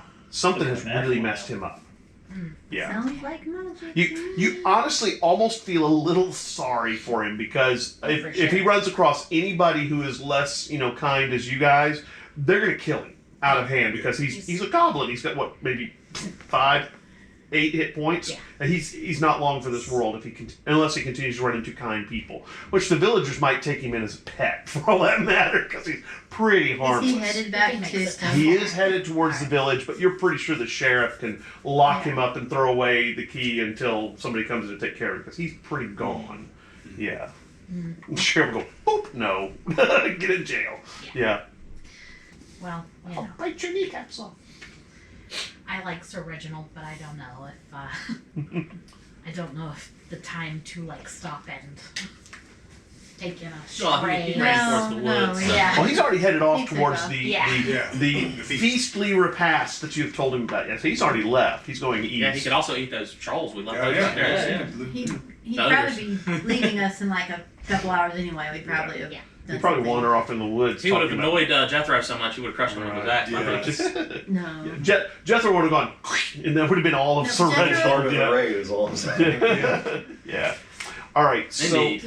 Yeah. We have to assume that these marauders are going to be kind of hard to deal with, because whatever did that to him is bad news. Yeah, what if they're all stupid? I'd rather think they're all smart and be surprised with stupidity than the other way around. One powerful mage, probably. Yeah, it could have been somebody who, Well, he did say there were some interlopers. or something like that. Mm-hmm. mount. Well, you never dismounted. Continue on east. Yeah. Yeah, he said on up the road. Yeah. Couple more And out. if somebody broke his brain, chances are they might do the same thing to other people in there. Like me. Good. Well, I mean, they can control you. Yeah. A couple more hours go by, and you see up on the side of the road in the distance what looks like something. It doesn't look like a human. Maybe it's like a cart or something like that that's been turned over on its side. As you get closer, you are aware that it is a cart that has been. It's a big, heavy mine cart. Their mine carts they use for their ingots are big and heavy, wide wheels because they're carrying iron ingots, so they got to be able to handle the weight. These are chunky carts. As you get closer and closer, you see this cart has been burned. One of the wheels is broken and has fallen off, and tumbling out into the road are iron ingots. Probably around 50 or 60 of these iron ingots, and they're just lying on the side of the road. You do not see any horses or any dead dwarves. How bad is it? Multiple wheels broken. One of the wheels is broken, and it's kind of tilting on one side. So yeah, you're not sure you could get it ship shape unless you had like woodworking like tools. a lure of some Well, kind. can't I make set up? any artisan tools? I believe. You could. Are you proficient in woodworking? Well, That would be a no. Now, but you could make artisan tools, and you could. I am proficient in woodwork. That's correct. You are. So you I'll could make make him the some tools? tools and try. Would you like to try and repair the cart? You two I could do actually that. brought tools with me. Oh, you brought tools with you. All never right. mind. Chopping down trees. Give me a carpentry roll then, please, real quickly. Basically, you just got to repair the wheel. What do you want to base that off of?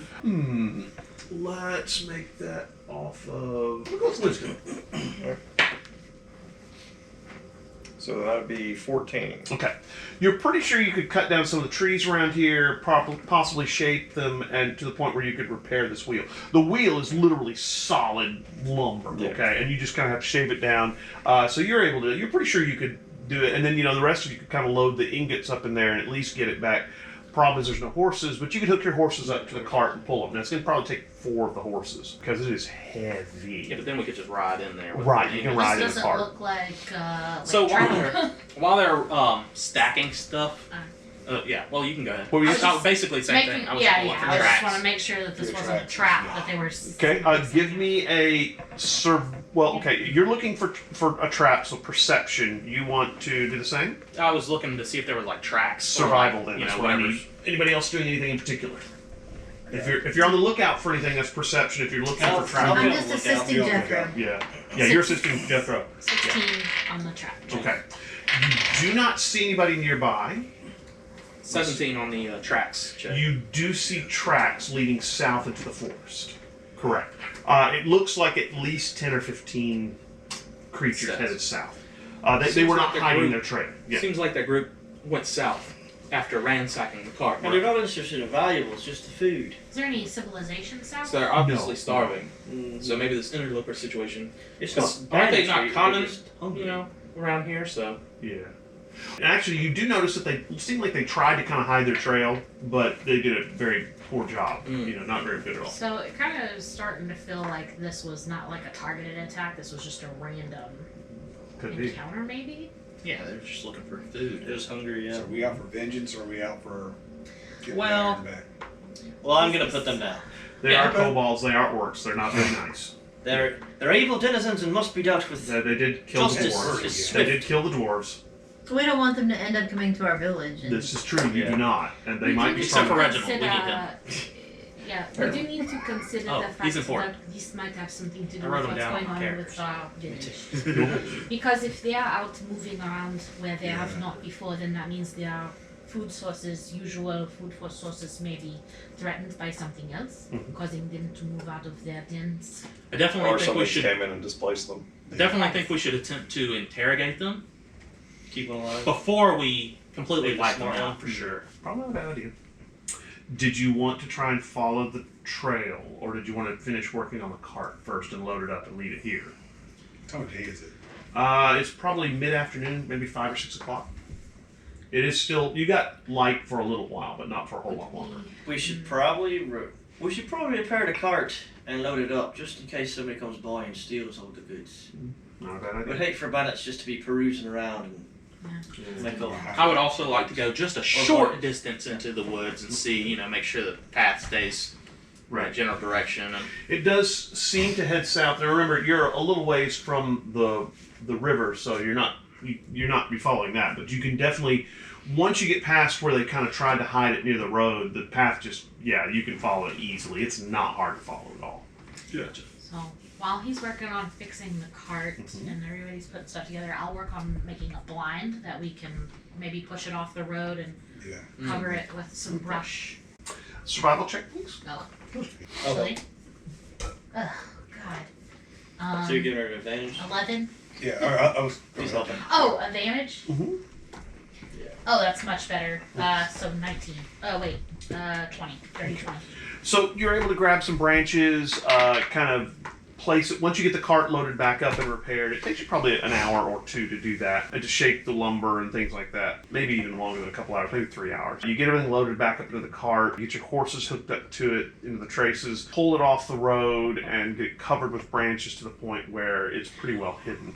What next? I say we go ahead and follow the tracks. I mean, Okay. yeah, we've been riding all day, so maybe it'd be nice to walk for a bit and stretch our legs anyways. Not wrong.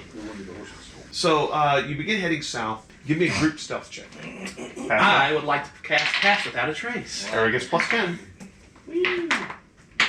Oh, Jesus Christ. Oh, I got a 20 plus 10, so 30 plus Got a 32. Whoa. Yeah, natural 20. Crazy. Oh, I got 19. 36. Okay. 33. Damn. I got a nat 20, you still cracked on me. I did Get that terribly. plus Thank 8 stealth, God for 18 on the passing roll. it. I got a Plus 14 10. total, but it would have been a 4 if not for passing the trace. Oh, you have no bonus to dex? I have 1. I rolled a 3. Oh, nice. Oh, nice. Good job. Good, good. Good thing you got past without trace.